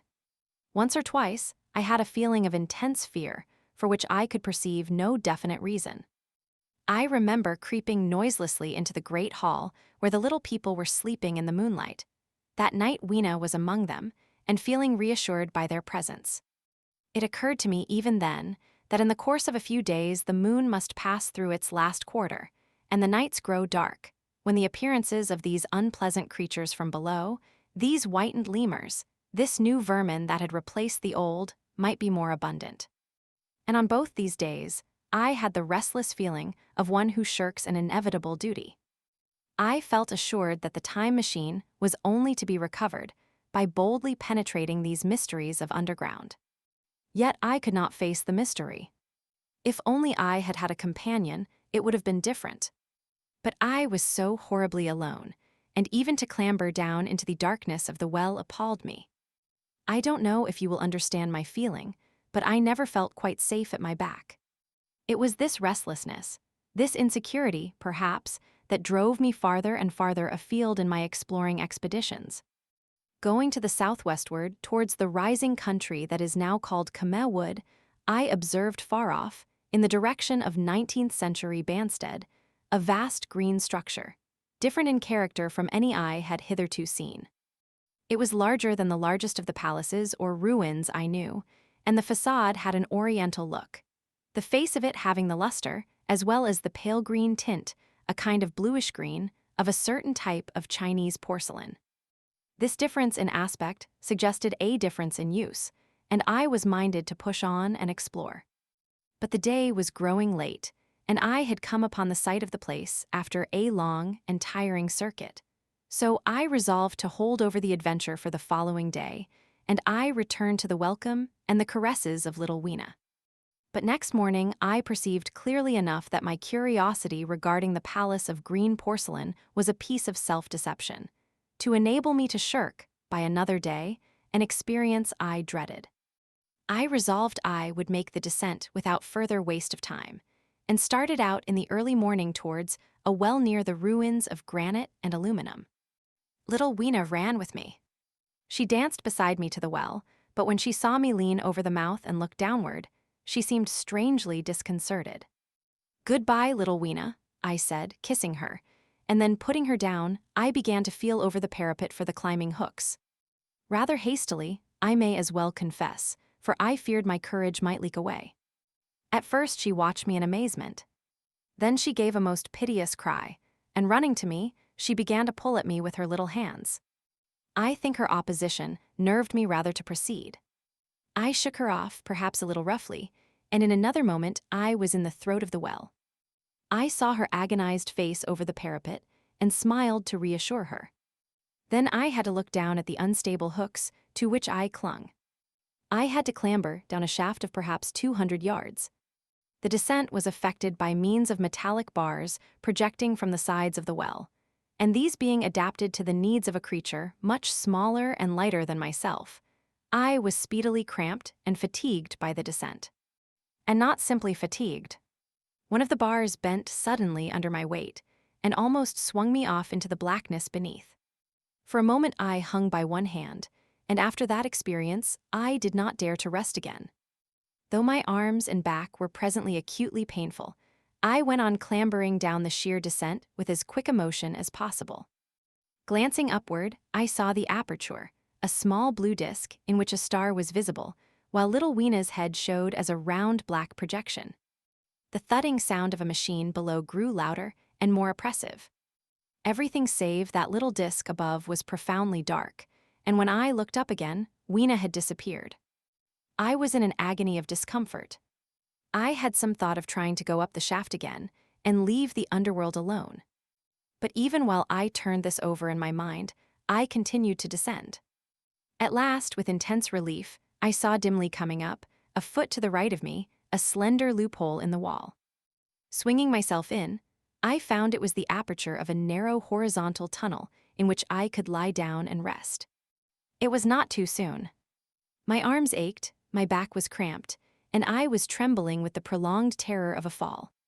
Besides this, the unbroken darkness had had a distressing effect upon my eyes. The air was full of the throb and hum of machinery pumping air down the shaft. I do not know how long I lay. I was roused by a soft hand touching my face. Starting up in the darkness, I snatched at my matches, and hastily striking one, I saw 3 stooping white creatures similar to the one I had seen above ground in the ruin, hastily retreating before the light. Living, as they did, in what appeared to me impenetrable darkness, their eyes were abnormally large and sensitive. just as are the pupils of the abysmal fishes, and they reflected the light in the same way. I have no doubt they could see me in that rayless obscurity, and they did not seem to have any fear of me apart from the light. But so soon as I struck a match in order to see them, they fled incontinently, vanishing into dark gutters and tunnels, from which their eyes glared at me in the strangest fashion. I tried to call to them, but the language they had was apparently different from that of the overworld people, so that I was needs left to my own unaided efforts, and the thought of flight before exploration was even then in my mind. But I said to myself, "You are in for it now," and feeling my way along the tunnel, I found the noise of machinery grow louder. Presently the walls fell away from me, and I came to a large open space, and striking another match, saw that I had entered a vast arched cavern, which stretched into utter darkness beyond the range of my light. The view I had of it was as much as one could see in the burning of a match. Necessarily, my memory is vague. Great shapes like big machines rose out of the dimness, and cast grotesque black shadows, in which dim spectral Morlocks sheltered from the glare. The place, by the by, was very stuffy and oppressive, and the faint halitus of freshly shed blood was in the air. Some way down the central vista was a little table of white metal, laid with what seemed a meal. The Morlocks at any rate were carnivorous. Even at the time, I remember wondering what large animal could have survived to furnish the red joint I saw. It was all very indistinct. The heavy smell, the big unmeaning shapes, the obscene figures lurking in the shadows, and only waiting for the darkness to come at me again. Then the match burnt down and stung my fingers and fell, a wriggling red spot in the blackness. I have thought since how particularly ill-equipped I was for such an experience. When I had started with the time machine, I had started with the absurd assumption that the men of the future would certainly be infinitely ahead of ourselves in all their appliances. I had come without arms, without medicine, without anything to smoke. At times I missed tobacco frightfully, even without enough matches. If only I had thought of a kodak. I could have flashed that glimpse of the underworld in a second and examined it at leisure. But as it was, I stood there with only the weapons and the powers that nature had endowed me with: hands, feet, and teeth. These, and 4 safety matches that still remained to me. I was afraid to push my way in among all this machinery in the dark, and it was only with my last glimpse of light I discovered that my store of matches had run low. It had never occurred to me until that moment that there was any need to economize them, and I had wasted almost half the box in astonishing the overworlders, to whom fire was a novelty. Now, as I say, I had 4 left, and while I stood in the dark, a hand touched mine, lank fingers came feeling over my face, and I was sensible of a peculiar unpleasant odor. I fancied I heard the breathing of a crowd of those dreadful little beings about me. I felt the box of matches in my hand being gently disengaged, and other hands behind me plucking at my clothing. The sense of these unseen creatures examining me was indescribably unpleasant. The sudden realization of my ignorance of their ways of thinking and doing came home to me very vividly in the darkness. I shouted at them as loudly as I could. They started away, and then I could feel them approaching me again. They clutched at me more boldly, whispering odd sounds to each other. I shivered violently and shouted again, rather discordantly. This time they were not so seriously alarmed, and they made a queer laughing noise as they came back at me. I will confess I was horribly frightened.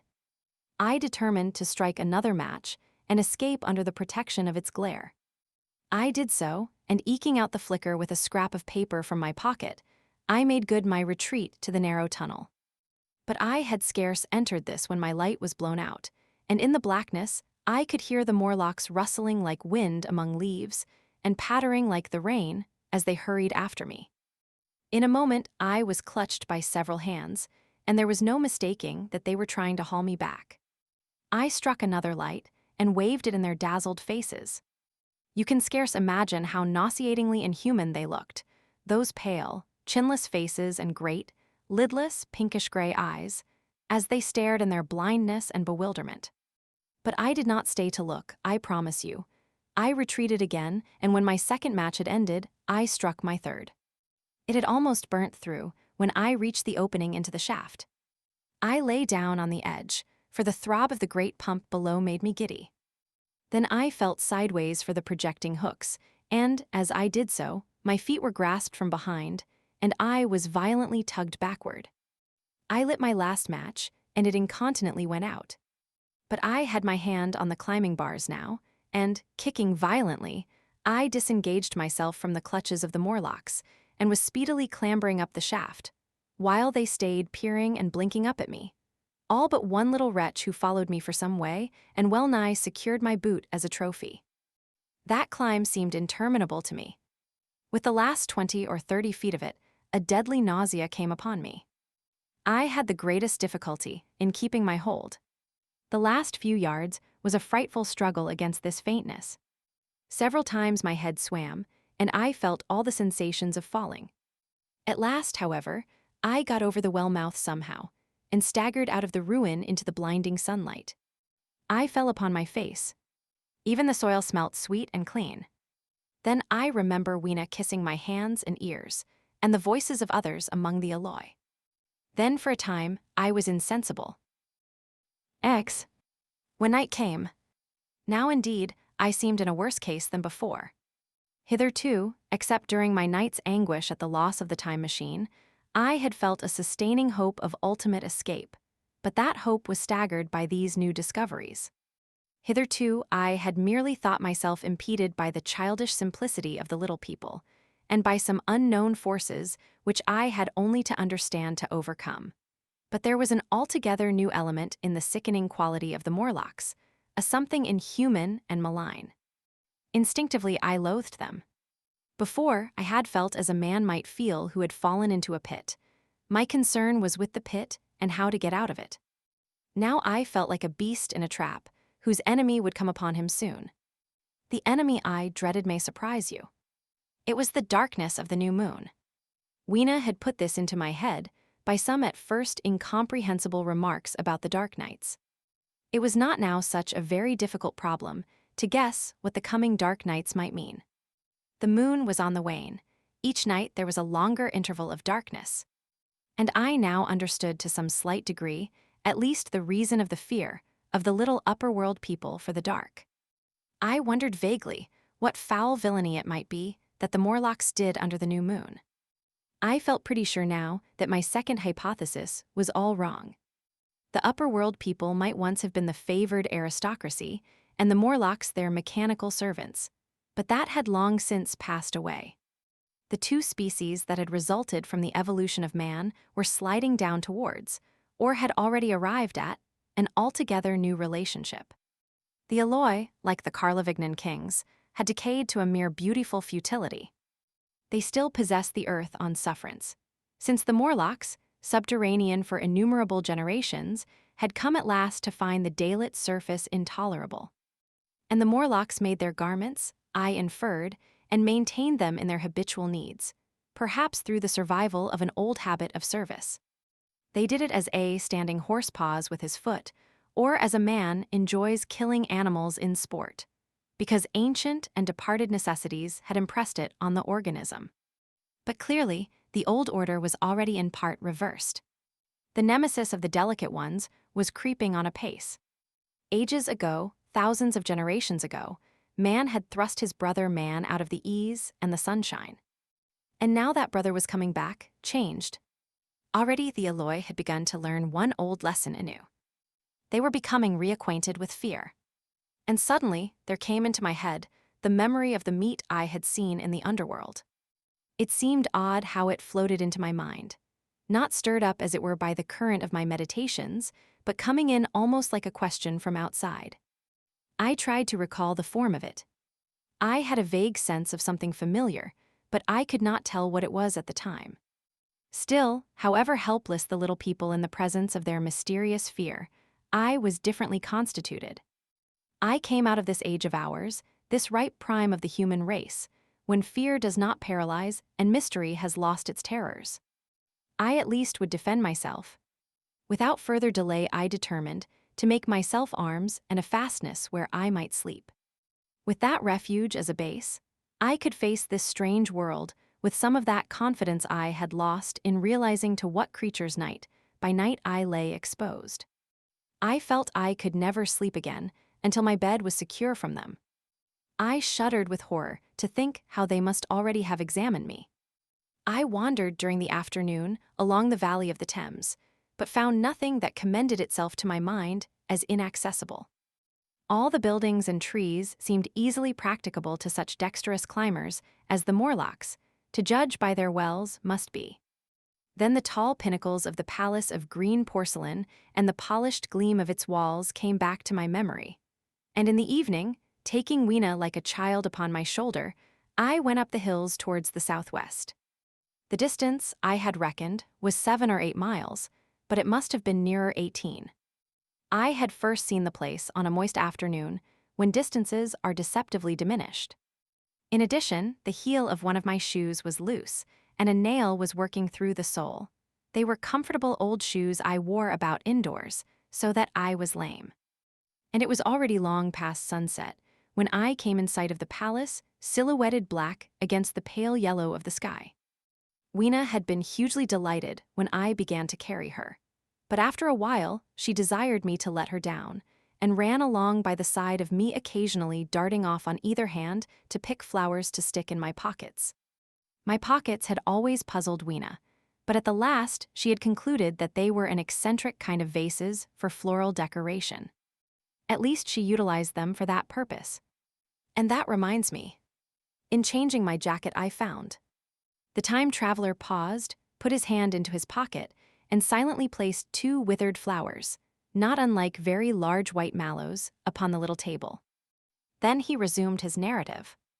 As the hush of evening crept over the world, and we proceeded over the hill crest towards Wimbledon, Weena grew tired and wanted to return to the house of grey stone.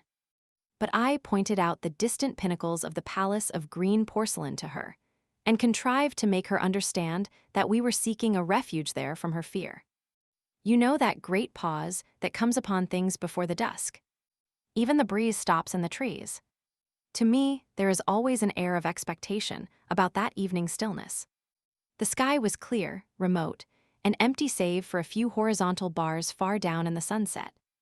Well, that night, the expectation took the color of my fears.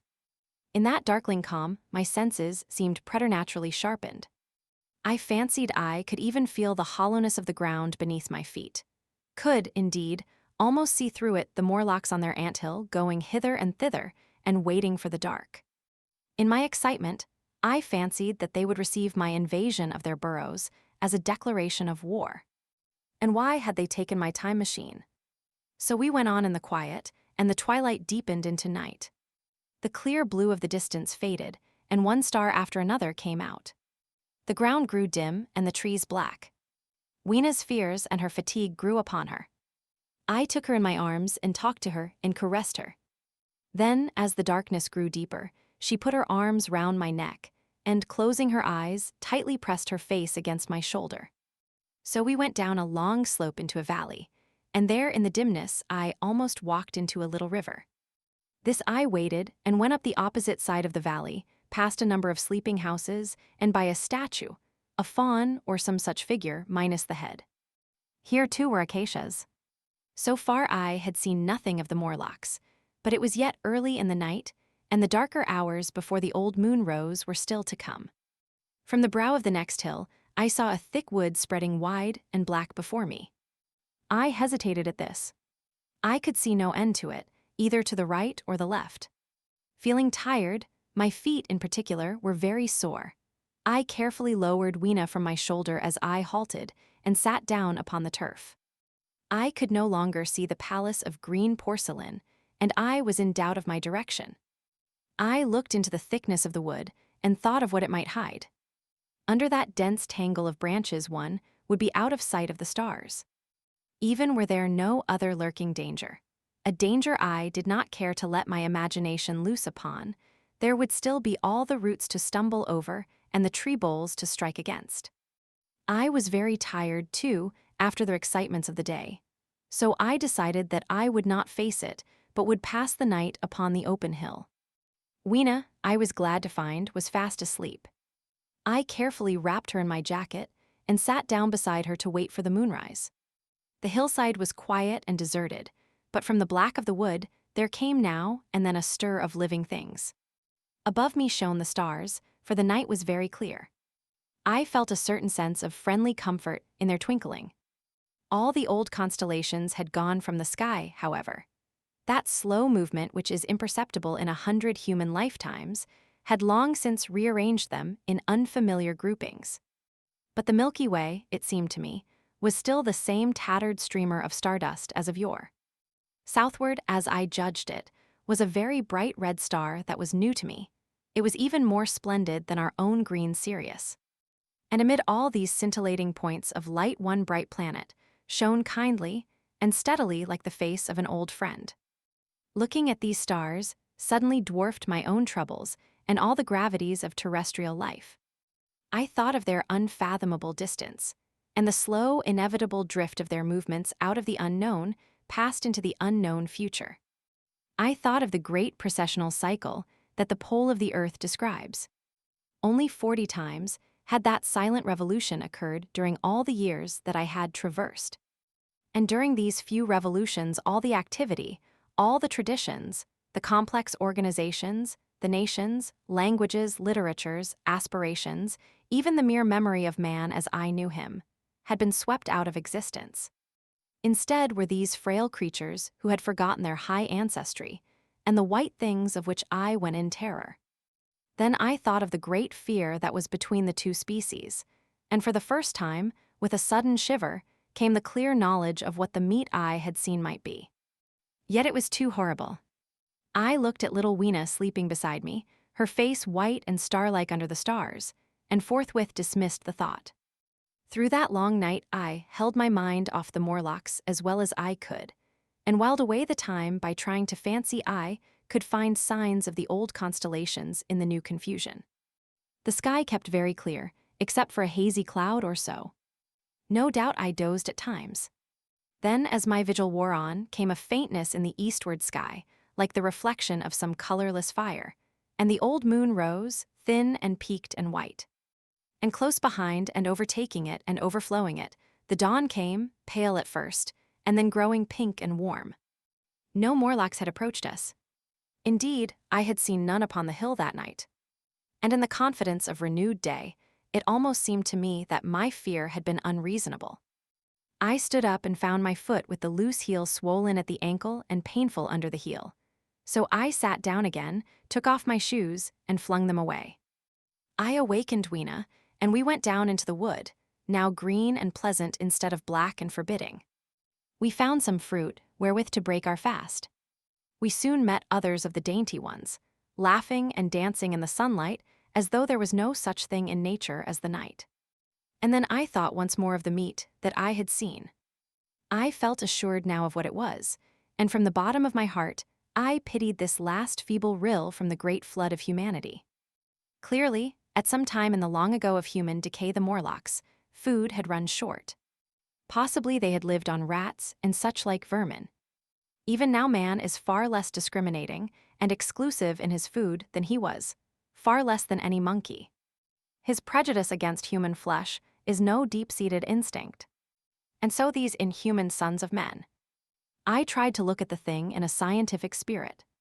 After all, they were less human and more remote than our cannibal ancestors of 3,000 or 4,000 years ago. And the intelligence that would have made this state of things a torment had gone. Why should I trouble myself? These Eloi were mere fatted cattle, which the ant-like Morlocks preserved and preyed upon, probably saw to the breeding of. And there was Weena dancing at my side. Then I tried to preserve myself from the horror that was coming upon me, by regarding it as a rigorous punishment of human selfishness. Man had been content to live in ease and delight upon the labors of his fellow man, had taken necessity as his watchword and excuse, and in the fullness of time, necessity had come home to him. I even tried a Carlyle-like scorn of this wretched aristocracy in decay. But this attitude of mind was impossible. However great their intellectual degradation, the Eloi had kept too much of the human form not to claim my sympathy, and to make me perforce a sharer in their degradation and their fear. I had at that time very vague ideas as to the course I should pursue. My first was to secure some safe place of refuge, and to make myself such arms of metal or stone as I could contrive. That necessity was immediate. In the next place, I hoped to procure some means of fire, so that I should have the weapon of a torch at hand, for nothing, I knew, would be more efficient against these Morlocks.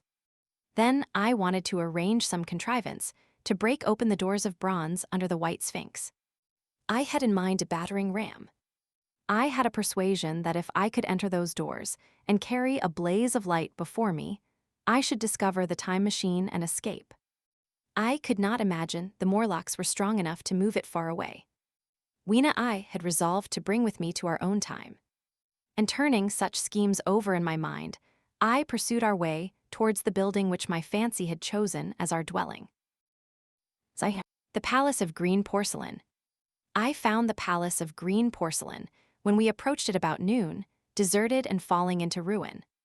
Only ragged vestiges of glass remained in its windows, and great sheets of the green facing had fallen away from the corroded metallic framework.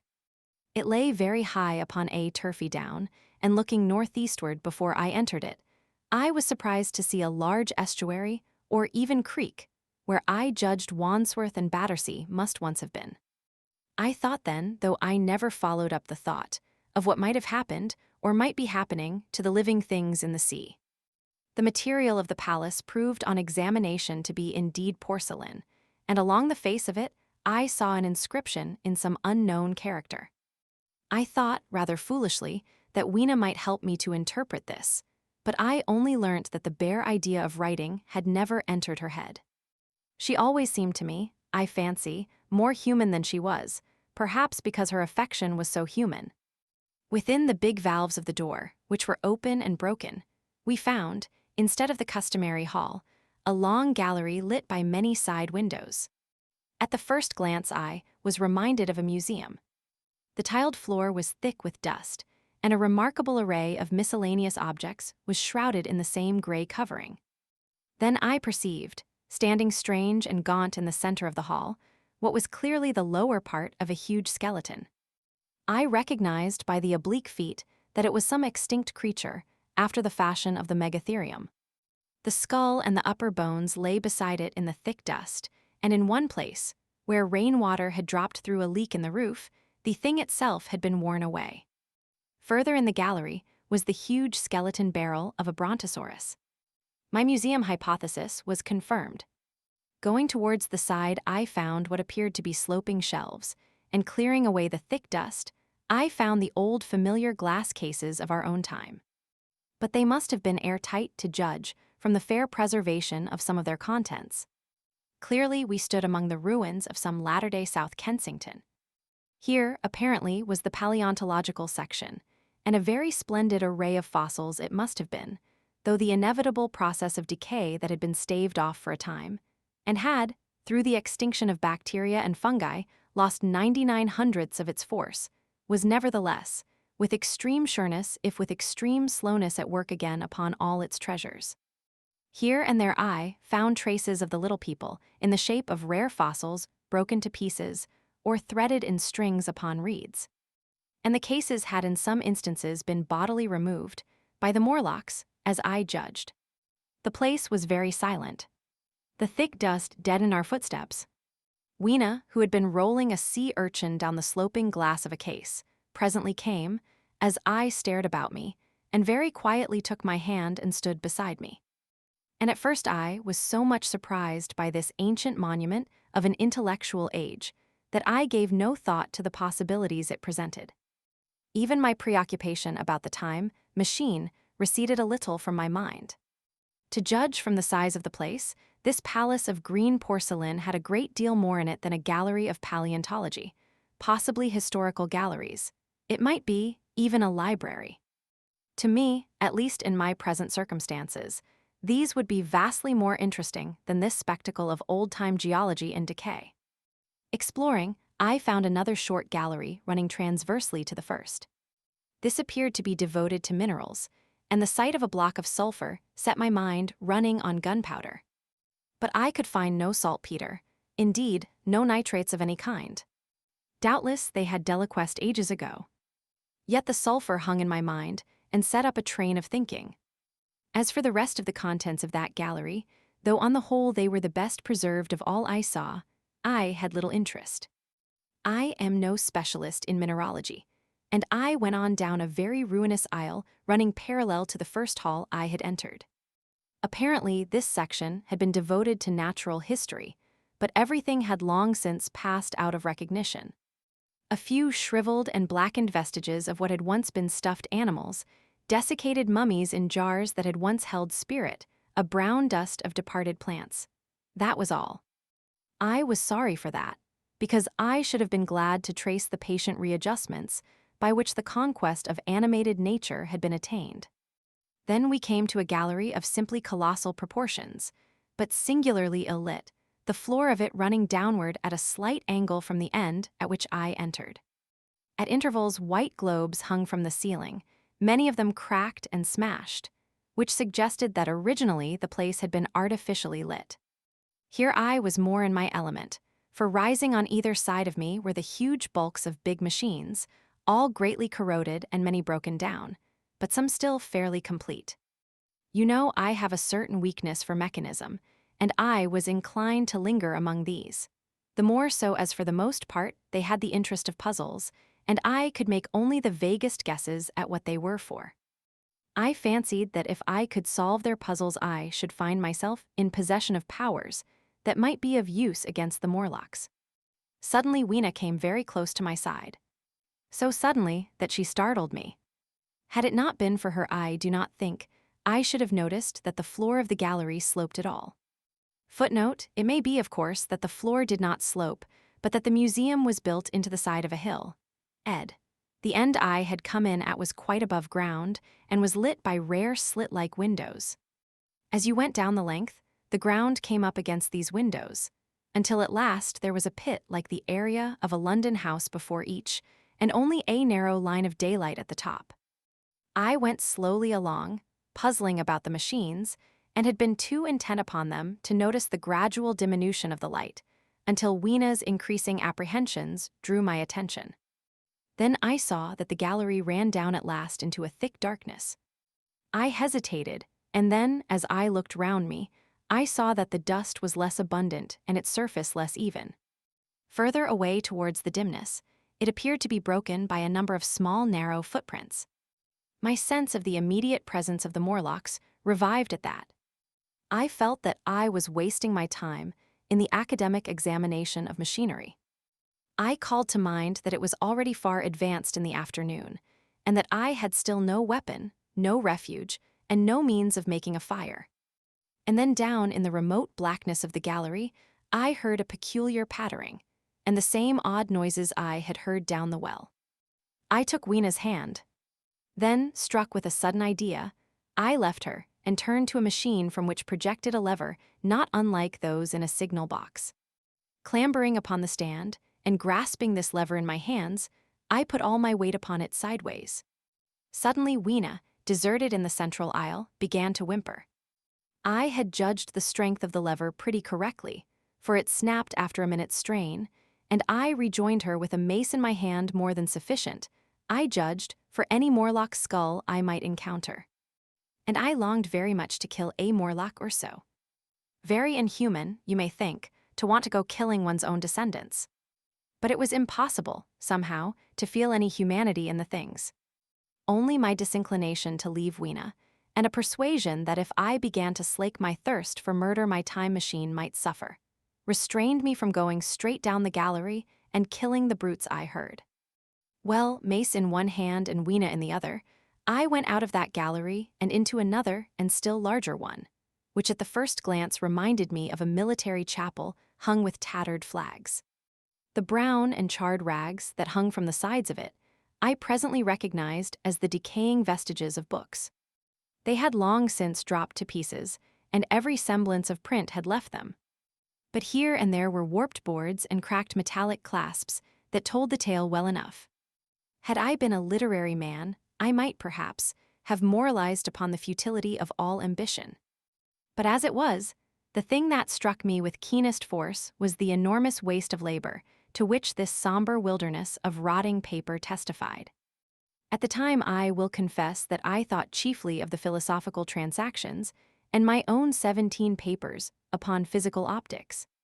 Then, going up a broad staircase, we came to what may once have been a gallery of technical chemistry. And here I had not a little hope of useful discoveries. Except at one end where the roof had collapsed, this gallery was well preserved. I went eagerly to every unbroken case. And at last, in one of the really airtight cases, I found a box of matches. Very eagerly I tried them. They were perfectly good. They were not even damp. I turned to Weena. "Dance," I cried to her in her own tongue. For now I had a weapon, indeed, against the horrible creatures we feared. And so, in that derelict museum, upon the thick soft carpeting of dust, to Weena's huge delight, I solemnly performed a kind of composite dance, whistling the Land of the Leal as cheerfully as I could. In part it was a modest can-can, in part a step dance, in part a skirt dance, so far as my tailcoat permitted, and in part original. For I am naturally inventive, as you know. Now, I still think that for this box of matches to have escaped the wear of time for immemorial years was a most strange. As for me, it was a most fortunate thing. Yet, oddly enough, I found a far unlikelier substance, and that was camphor. I found it in a sealed jar, that by chance, I suppose, had been really hermetically sealed. I fancied at first that it was paraffin wax, and smashed the glass accordingly. But the odor of camphor was unmistakable. In the universal decay, this volatile substance had chanced to survive, perhaps through many thousands of centuries. It reminded me of a sepia painting I had once seen done from the ink of a fossil belemnite that must have perished and become fossilized millions of years ago. I was about to throw it away, but I remembered that it was inflammable and burnt with a good bright flame, was, in fact, an excellent candle, and I put it in my pocket. I found no explosives, however, nor any means of breaking down the bronze doors. As yet my iron crowbar was the most helpful thing I had chanced upon. Nevertheless, I left that gallery greatly elated. I cannot tell you all the story of that long afternoon. It would require a great effort of memory to recall my explorations in at all the proper order. I remember a long gallery of rusting stands of arms, and how I hesitated between my crowbar and a hatchet or a sword. I could not carry both, however, and my bar of iron promised best against the bronze gates. There were numbers of guns, pistols, and rifles. The most were masses of rust, but many were of some new metal and still fairly sound. But any cartridges or powder there may once have been had rotted into dust. One corner I saw was charred and shattered, perhaps, I thought, by an explosion among the specimens. In another place was a vast array of idols, Polynesian, Mexican, Grecian, Phoenician, every country on earth, I should think. And here, yielding to an irresistible impulse, I wrote my name upon the nose of a steatite monster from South America that particularly took my fancy. As the evening drew on, my interest waned. I went through gallery after gallery, dusty, silent, often ruinous, the exhibits sometimes mere heaps of rust and lignite, sometimes fresher. In one place, I suddenly found myself near the model of a tin mine, and then by the merest accident I discovered, in an airtight case, 2 dynamite cartridges. I shouted Eureka and smashed the case with joy. Then came a doubt. I hesitated. Then, selecting a little side gallery, I made my essay. I never felt such a disappointment as I did in waiting 5, 10, 15 minutes for an explosion that never came. Of course the things were dummies, as I might have guessed from their presence. I really believe that had they not been so, I should have rushed off incontinently and blown sphinx, bronze doors, and, as it proved, my chances of finding the time machine altogether into non-existence. It was after that, I think, that we came to a little open court within the palace. It was turfed and had 3 fruit trees. So we rested and refreshed ourselves. Towards sunset I began to consider our position. Night was creeping upon us, and my inaccessible hiding place had still to be found. But that troubled me very little now. I had in my possession a thing that was, perhaps, the best of all defenses against the Morlocks. I had matches. I had the camphor in my pocket, too, if a blaze were needed. It seemed to me that the best thing we could do would be to pass the night in the open, protected by a fire. In the morning, there was the getting of the time machine. Towards that, as yet, I had only my iron mace. But now, with my growing knowledge, I felt very differently towards those bronze doors. Up to this, I had refrained from forcing them, largely because of the mystery on the other side. They had never impressed me as being very strong, and I hoped to find my bar of iron not altogether inadequate for the work. Roman 12. In the darkness, we emerged from the palace while the sun was still in part above the horizon. I was determined to reach the White Sphinx early the next morning, and ere the dusk I purposed pushing through the woods that had stopped me on the previous journey. My plan was to go as far as possible that night, and then, building a fire, to sleep in the protection of its glare. Accordingly, as we went along, I gathered any sticks or dried grass I saw, and presently had my arms full of such litter. Thus loaded, our progress was slower than I had anticipated, and besides, Weena was tired. And I, also, began to suffer from sleepiness too, so that it was full night before we reached the wood. Upon the shrubby hill of its edge Weena would have stopped, fearing the darkness before us. But a singular sense of impending calamity, that should indeed have served me as a warning, drove me onward. I had been without sleep for a night and 2 days, and I was feverish and irritable. I felt sleep coming upon me, and the Morlocks with it. While we hesitated, among the black bushes behind us, and dim against their blackness, I saw 3 crouching figures. There was scrub and long grass all about us, and I did not feel safe from their insidious approach. The forest, I calculated, was rather less than a mile across. If we could get through it to the bare hillside, there, as it seemed to me, was an altogether safer resting place. I thought that with my matches and my camphor I could contrive to keep my path illuminated through the woods. Yet it was evident that if I was to flourish matches with my hands, I should have to abandon my firewood. So, rather reluctantly, I put it down. And then it came into my head that I would amaze our friends behind by lighting it. I was to discover the atrocious folly of this proceeding, but it came to my mind as an ingenious move for covering our retreat. I don't know if you have ever thought what a rare thing flame must be in the absence of man and in a temperate climate.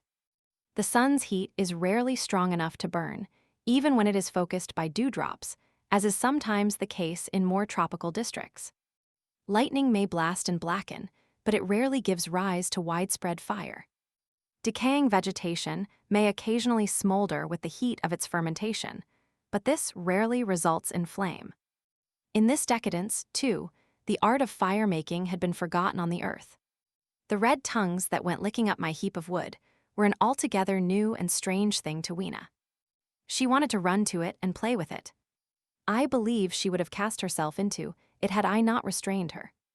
But I caught her up, and in spite of her struggles, plunged boldly before me into the wood. For a little way, the glare of my fire lit the path. Looking back presently, I could see, through the crowded stems, that from my heap of sticks the blaze had spread to some bushes adjacent, and a curved line of fire was creeping up the grass of the hill. I laughed at that, and turned again to the dark trees before me. It was very black, and Weena clung to me convulsively, but there was still, as my eyes grew accustomed to the darkness, sufficient light for me to avoid the stems. Overhead it was simply black, except where a gap of remote blue sky shone down upon us here and there. I lit none of my matches, because I had no hand free. Upon my left arm I carried my little one, in my right hand I had my iron bar. For some way I heard nothing but the crackling twigs under my feet, the faint rustle of the breeze above, and my own breathing and the throb of the blood vessels in my ears. Then I seemed to know of a pattering behind me. I pushed on grimly. The pattering grew more distinct, and then I caught the same queer sound and voices I had heard in the underworld. There were evidently several of the Morlocks, and they were closing in upon me. Indeed, in another minute I felt a tug at my coat, then something at my arm.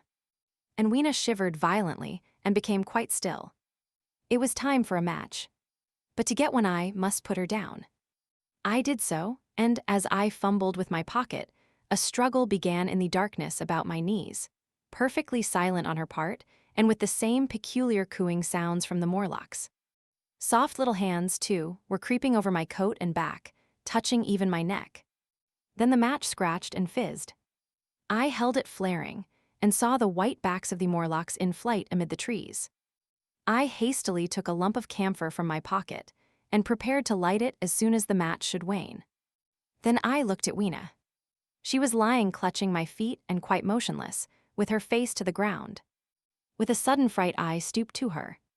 She seemed scarcely to breathe. I lit the block of camphor and flung it to the ground, and as it split and flared up and drove back the Morlocks in the shadows, I knelt down and lifted her. The wood behind seemed full of the stir and murmur of a great company. She seemed to have fainted. I put her carefully upon my shoulder and rose to push on, and then there came a horrible realization. In maneuvering with my matches and Weena, I had turned myself about several times, and now I had not the faintest idea in what direction lay my path. For all I knew, I might be facing back towards the palace of green porcelain. I found myself in a cold sweat. I had to think rapidly what to do. I determined to build a fire and encamp where we were. I put Weena, still motionless, down upon a turfy bowl, and very hastily, as my first lump of camphor waned, I began collecting sticks and leaves. Here and there out of the darkness round me the Morlocks' eyes shone like carbuncles. The camphor flickered and went out. I lit a match, and as I did so 2 white forms that had been approaching Weena dashed hastily away. One was so blinded by the light that he came straight for me, and I felt his bones grind under the blow of my fist. He gave a whoop of dismay, staggered a little way, and fell down. I lit another piece of camphor and went on gathering my bonfire. Presently I noticed how dry was some of the foliage above me, for since my arrival on the time machine, a matter of a week, no rain had fallen. So, instead of casting about among the trees for fallen twigs, I began leaping up and dragging down branches. Very soon I had a choking, smoky fire of green wood and dry sticks, and could economize my camphor. Then I turned to where Weena lay, beside my iron mace. I tried what I could to revive her, but she lay like one dead. I could not even satisfy myself whether or not she breathed. Now the smoke of the fire beat over towards me, and it must have made me heavy of a sudden. Moreover, the vapor of camphor was in the air. My fire would not need replenishing for an hour or so. I felt very weary after my exertion, and sat down. The wood, too, was full of a slumbrous murmur that I did not understand. I seemed just to nod and open my eyes. But all was dark, and the Morlocks had their hands upon me. Flinging off their clinging fingers, I hastily felt in my pocket for the matchbox, and it had gone. Then they gripped and closed with me again. In a moment, I knew what had happened. I had slept, and my fire had gone out, and the bitterness of death came over my soul. The forest seemed full of the smell of burning wood.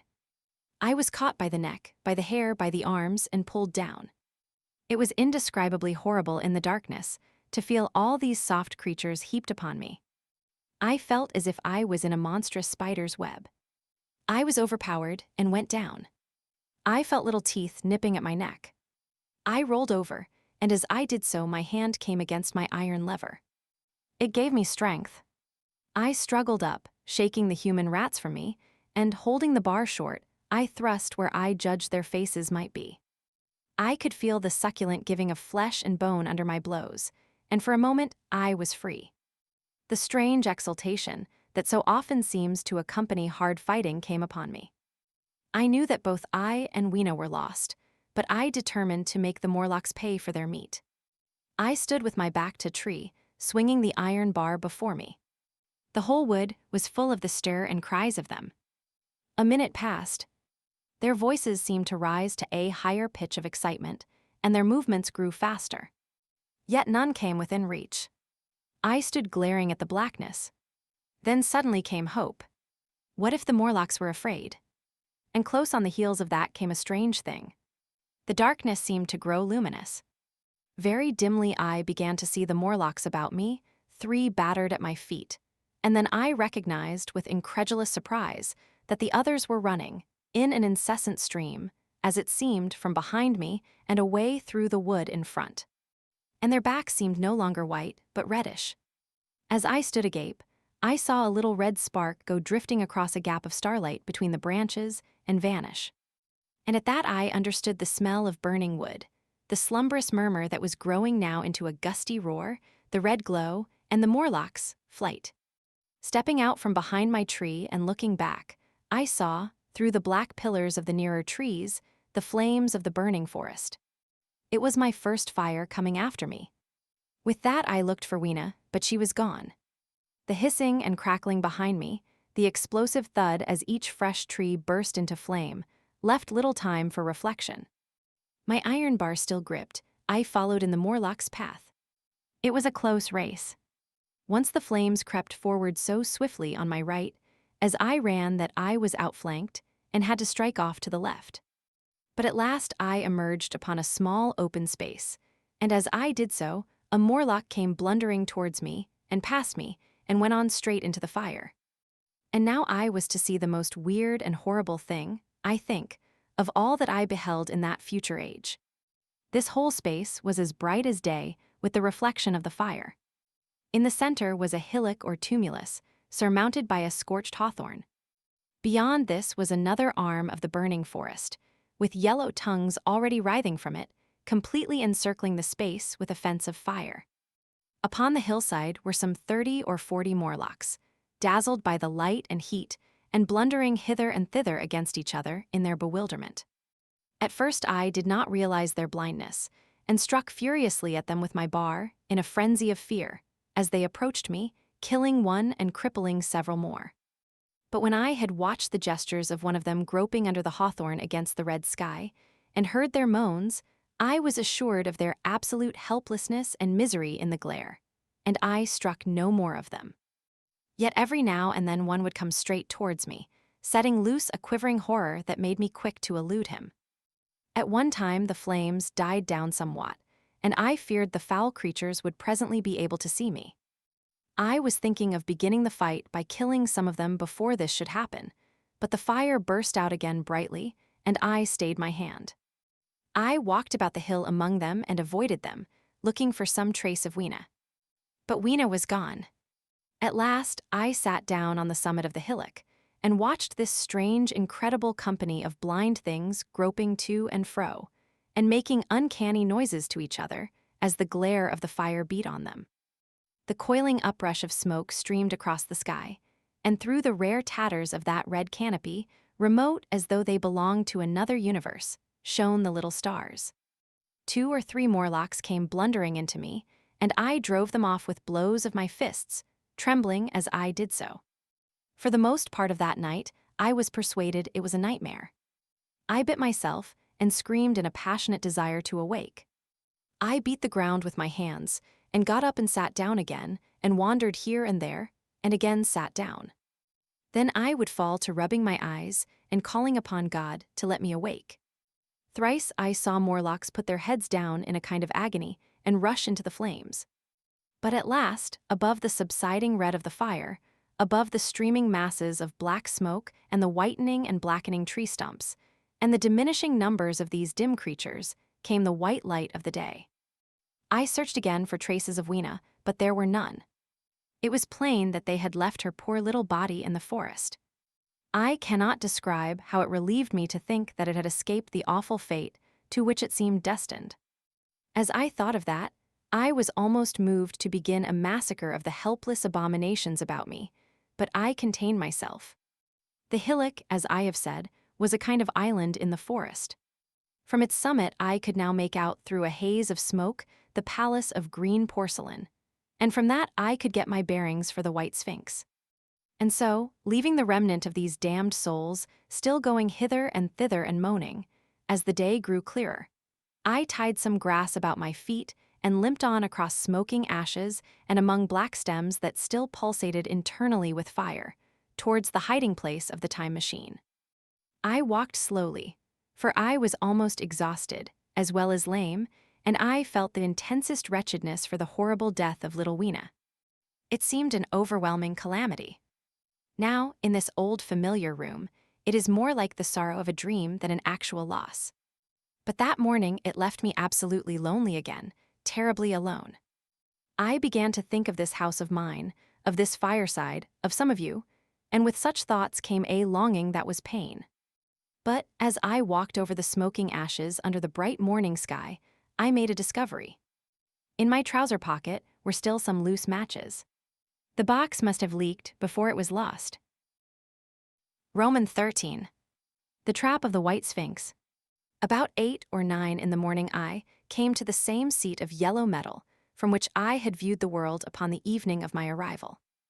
I thought of my hasty conclusions upon that evening, and could not refrain from laughing bitterly at my confidence. Here was the same beautiful scene, the same abundant foliage, the same splendid palaces and magnificent ruins, the same silver river running between its fertile banks. The gay robes of the beautiful people moved hither and thither among the trees. Some were bathing in exactly the place where I had saved Weena, and that suddenly gave me a keen stab of pain. And like blots upon the landscape, rose the cupolas above the ways to the underworld. I understood now what all the beauty of the overworld people covered. Very pleasant was their day, as pleasant as the day of the cattle in the field. Like the cattle, they knew of no enemies and provided against no needs. And their end was the same. I grieved to think how brief the dream of the human intellect had been. It had committed suicide. It had set itself steadfastly towards comfort and ease, a balanced society with security and permanency as its watchword. It had attained its hopes, to come to this at last. Once, life and property must have reached almost absolute safety. The rich had been assured of his wealth and comfort, the toiler assured of his life and work. No doubt in that perfect world there had been no unemployed problem, no social question left unsolved. And a great quiet had followed. It is a law of nature we overlook, that intellectual versatility is the compensation for change, danger, and trouble. An animal perfectly in harmony with its environment is a perfect mechanism. Nature never appeals to intelligence until habit and instinct are useless. There is no intelligence where there is no change and no need of change. Only those animals partake of intelligence that have to meet a huge variety of needs and dangers. So, as I see it, the upperworld man had drifted towards his feeble prettiness, and the underworld to mere mechanical industry. But that perfect state had lacked one thing even for mechanical perfection: absolute permanency.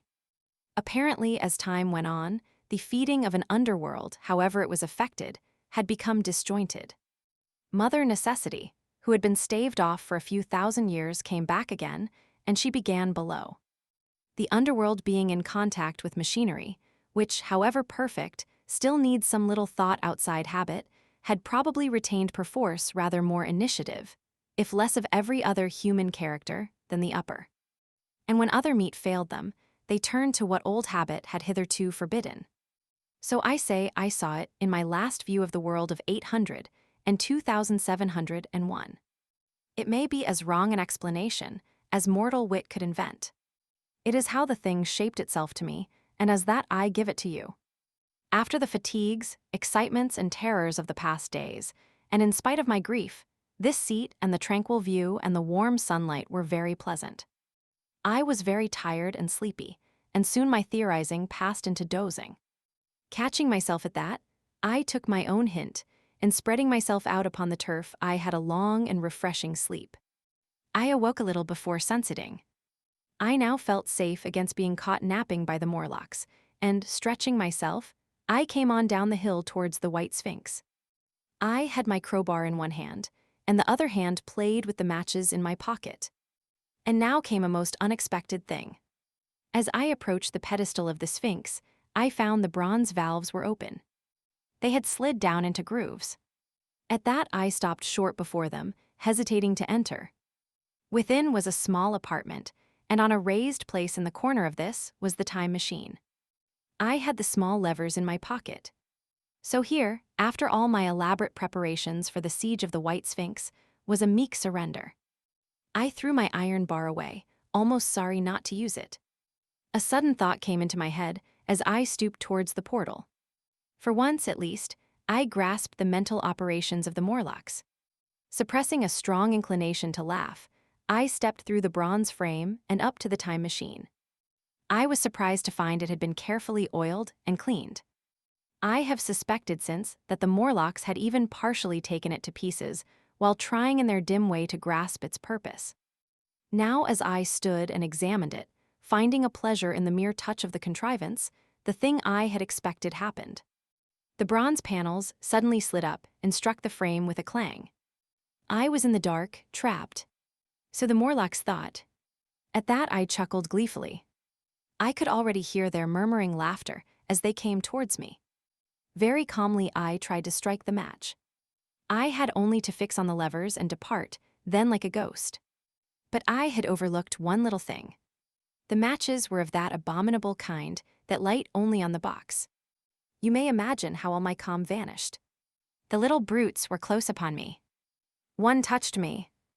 I made a sweeping blow in the dark at them with the levers, and began to scramble into the saddle of the machine. Then came one hand upon me, and then another. Then I had simply to fight against their persistent fingers for my levers, and at the same time feel for the studs over which these fitted. One, indeed, they almost got away from me. As it slipped from my hand, I had to butt in the dark with my head. I could hear the Morlock's skull ring to recover it. It was a nearer thing than the fight in the forest, I think, this last scramble. But at last the lever was fixed and pulled over. The clinging hands slipped from me. The darkness presently fell from my eyes. I found myself in the same gray light and tumult I have already described. Roman 14. The further vision. I have already told you of the sickness and confusion that comes with time traveling. And this time I was not seated properly in the saddle, but sideways and in an unstable fashion. For an indefinite time, I clung to the machine as it swayed and vibrated, quite unheeding how I went.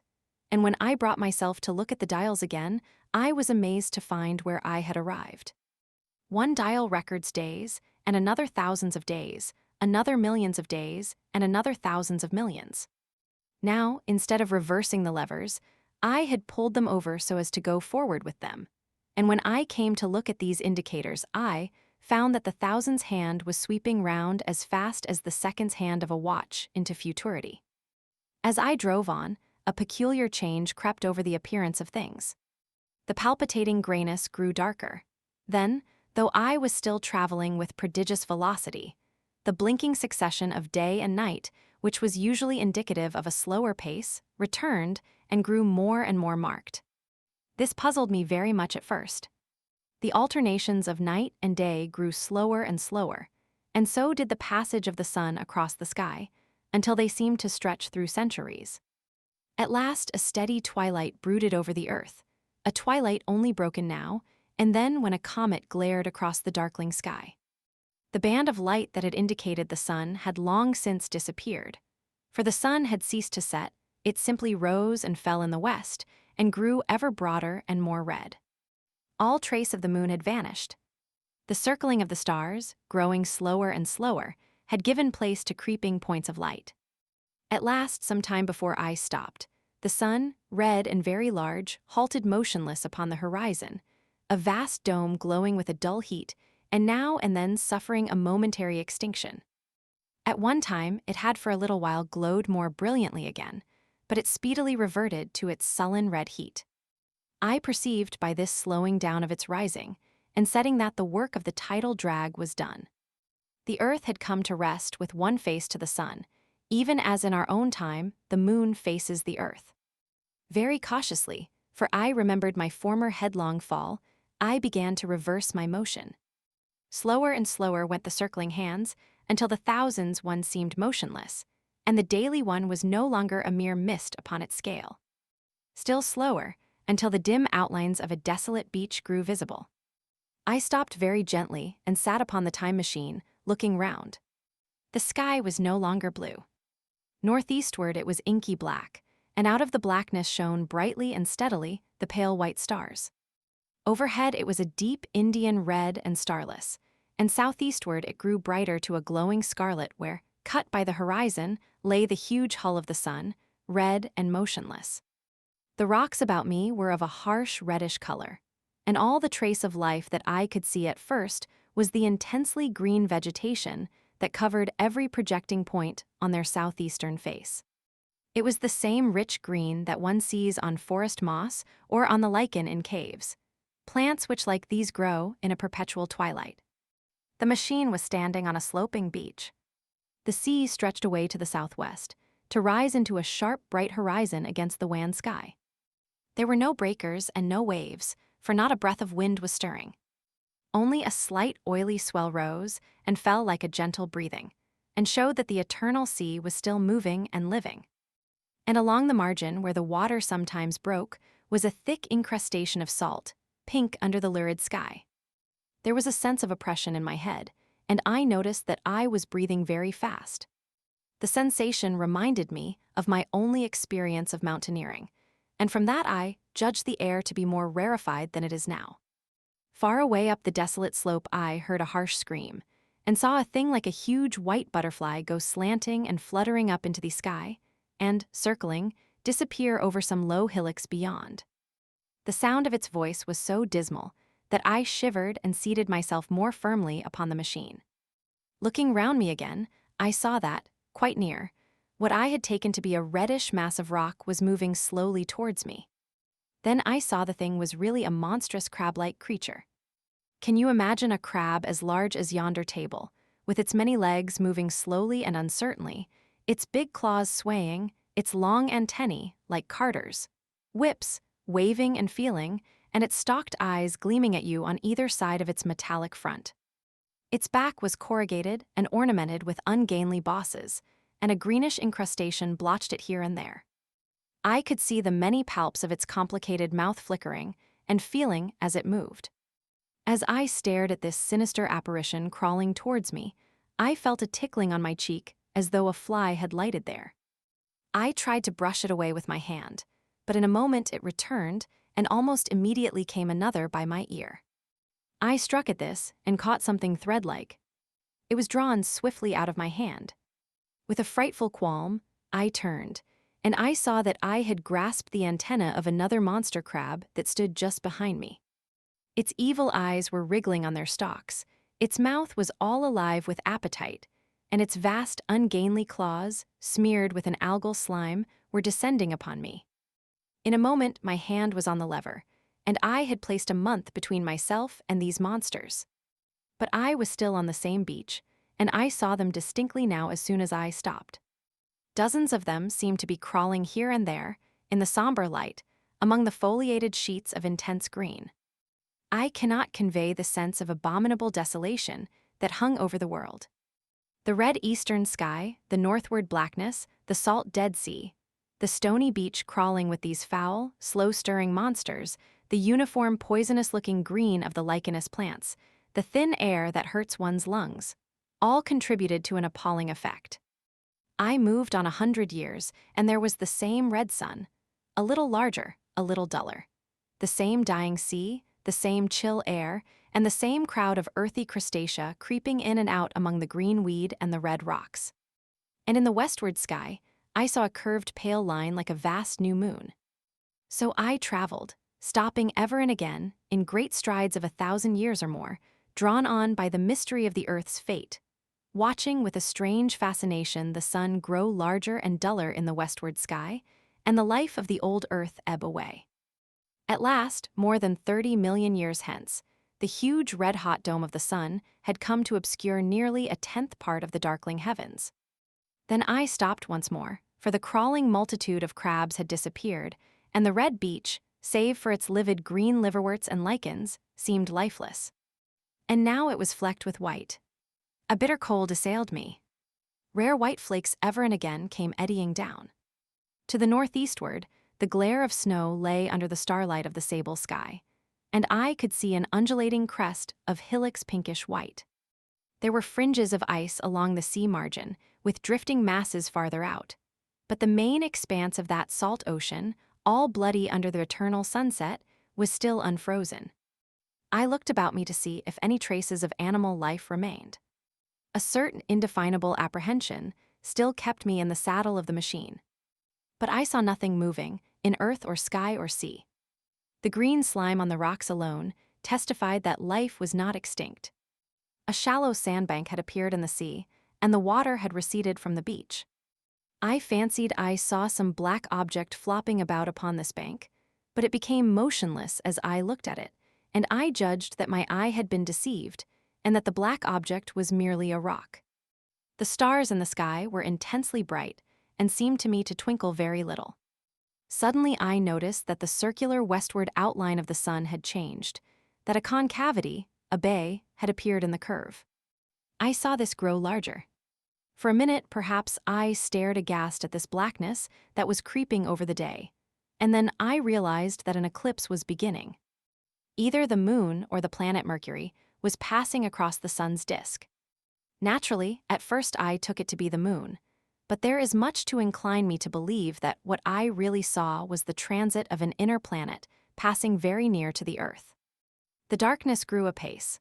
A cold wind began to blow in freshening gusts from the east, and the showering white flakes in the air increased in number. From the edge of the sea came a ripple and whisper. Beyond these lifeless sounds, the world was silent. Silent. It would be hard to convey the stillness of it. All the sounds of man, the bleating of sheep, the cries of birds, the hum of insects, the stir that makes the background of our lives, all that was over. As the darkness thickened, the eddying flakes grew more abundant, dancing before my eyes, and the cold of the air more intense. At last, one by one, swiftly, one after the other, the white peaks of the distant hills vanished into blackness. The breeze rose to a moaning wind. I saw the black central shadow of the eclipse sweeping towards me. In another moment, the pale stars alone were visible. All else was rayless obscurity. The sky was absolutely black. A horror of this great darkness came on me. The cold that smote to my marrow, and the pain I felt in breathing, overcame me. I shivered, and a deadly nausea seized me. Then, like a red-hot bow in the sky, appeared the edge of the sun. I got off the machine to recover myself. I felt giddy and incapable of facing the return journey. As I stood sick and confused, I saw again the moving thing upon the shoal. There was no mistake now that it was a moving thing against the red water of the sea. It was a round thing, the size of a football perhaps, or, it may be, bigger, and tentacles trailed down from it. It seemed black against the weltering blood-red water, and it was hopping fitfully about. Then I felt I was fainting.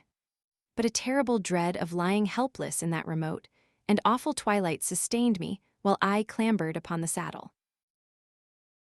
Roman 15. The time traveler's return. So I came back.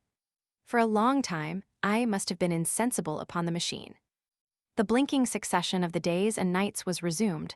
The sun got golden again, the sky blue. I breathed with greater freedom. The fluctuating contours of the land ebbed and flowed. The hands spun backward upon the dials. At last I saw again the dim shadows of houses, the evidences of decadent humanity. These, too, changed and passed, and others came. Presently, when the million dial was at 0, I slackened speed.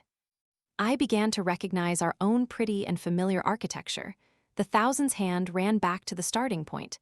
The night and day flapped slower and slower.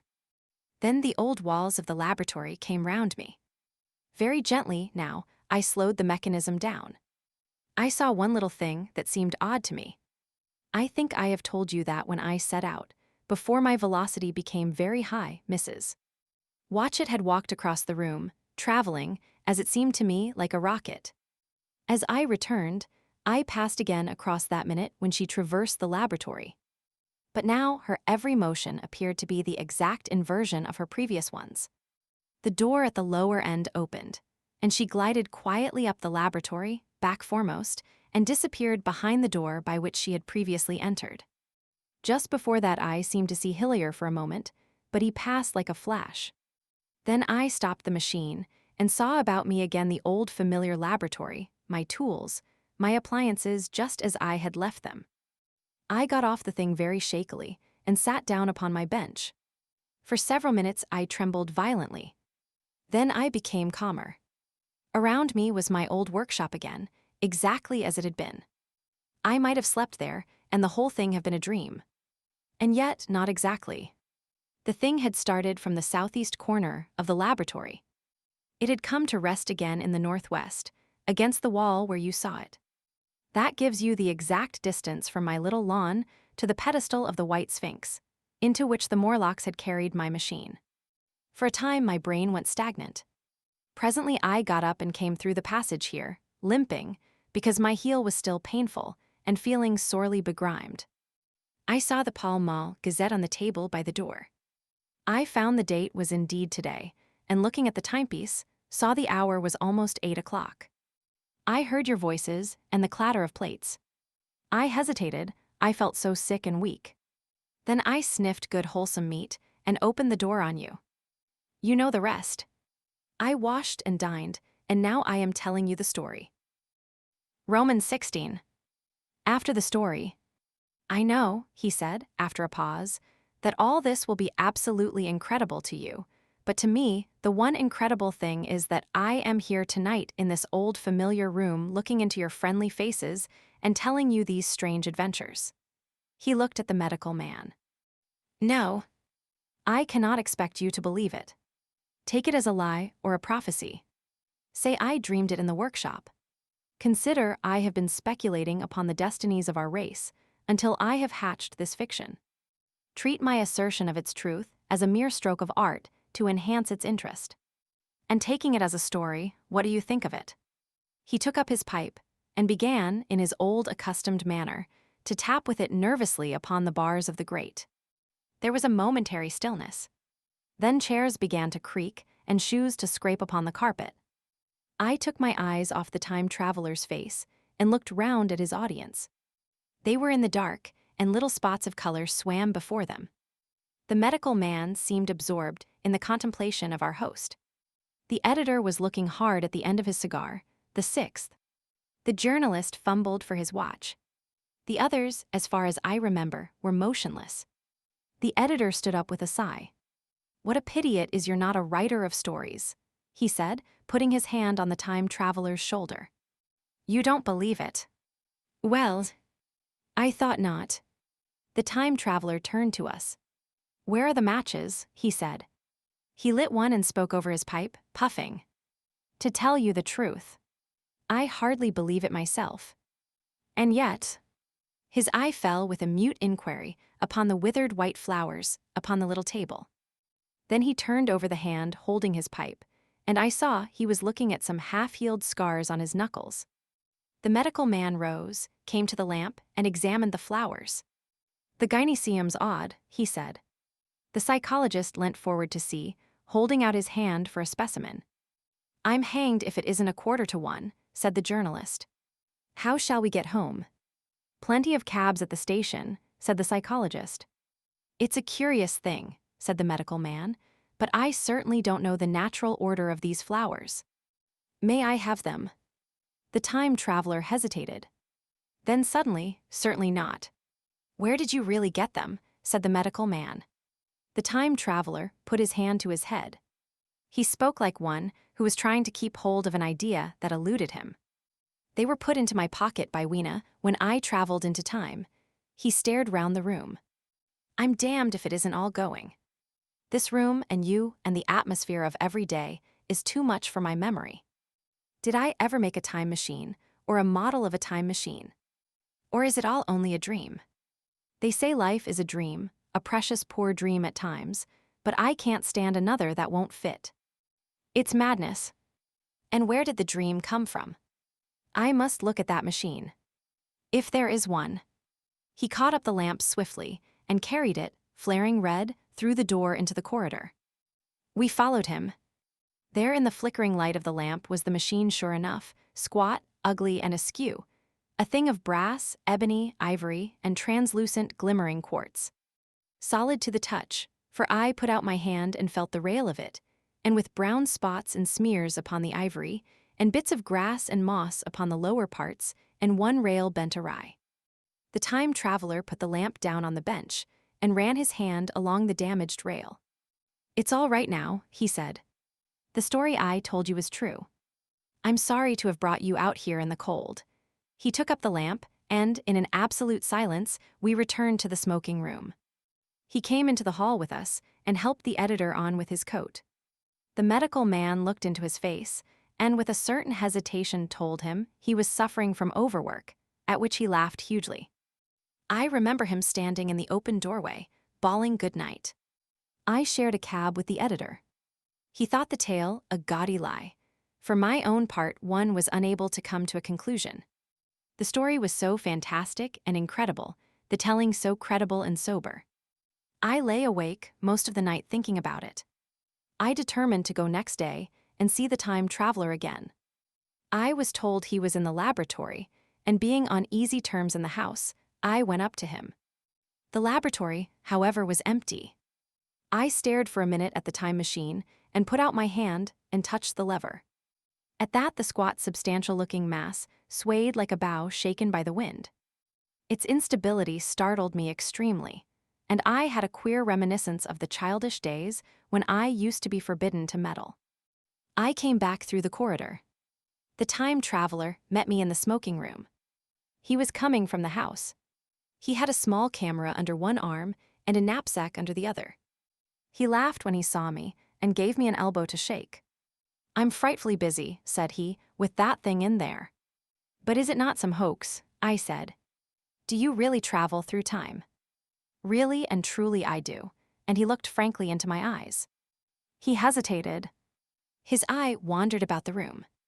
"I only want half an hour," he said. "I know why you came, and it's awfully good of you. There's some magazines here. If you'll stop to lunch, I'll prove you this time traveling up to the hilt, specimens and all. If you'll forgive my leaving you now." I consented, hardly comprehending then the full import of his words, and he nodded and went on down the corridor. I heard the door of the laboratory slam, seated myself in a chair, and took up a daily paper. What was he going to do before lunchtime?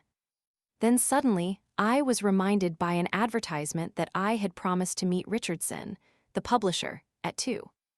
I looked at my watch and saw that I could barely save that engagement. I got up and went down the passage to tell the time traveler.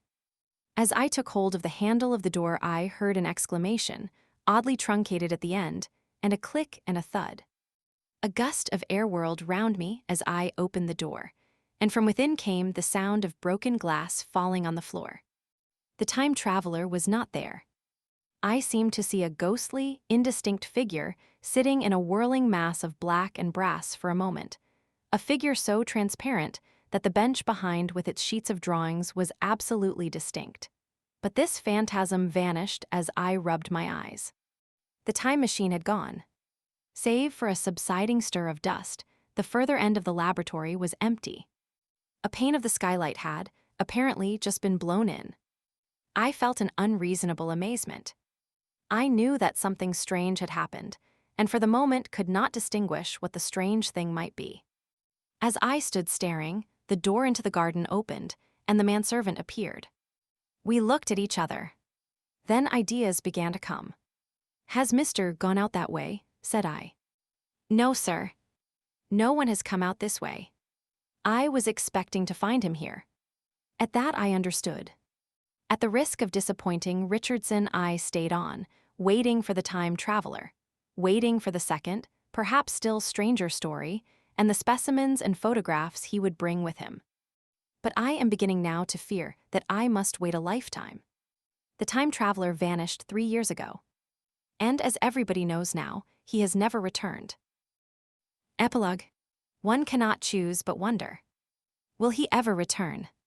It may be that he swept back into the past and fell among the blood-drinking, hairy savages of the age of unpolished stone, into the abysses of the Cretaceous Sea, or among the grotesque saurians, the huge reptilian brutes of the Jurassic times. He may even now, if I may use the phrase, be wandering on some plesiosaurus-haunted oolitic coral reef, or beside the lonely saline seas of the Triassic Age. Or did he go forward, into one of the nearer ages, in which men are still men, but with the riddles of our own time answered and its wearisome problems solved? Into the manhood of the race. For I, for my own part, cannot think that these latter days of weak experiment, fragmentary theory, and mutual discord are indeed man's culminating time. I say, for my own part. He, I know, for the question had been discussed among us long before the time machine was made, thought but cheerlessly of the advancement of mankind, and saw in the growing pile of civilization only a foolish heaping that must inevitably fall back upon and destroy its makers in the end. If that is so, it remains for us to live as though it were not so. But to me, the future is still black and blank, is a vast ignorance, lit at a few casual places by the memory of his story. And I have by me, for my comfort, 2 strange white flowers, shriveled now, and brown and flat and brittle, to witness that even when mind and strength had gone, gratitude and a mutual tenderness still lived on in the heart of man.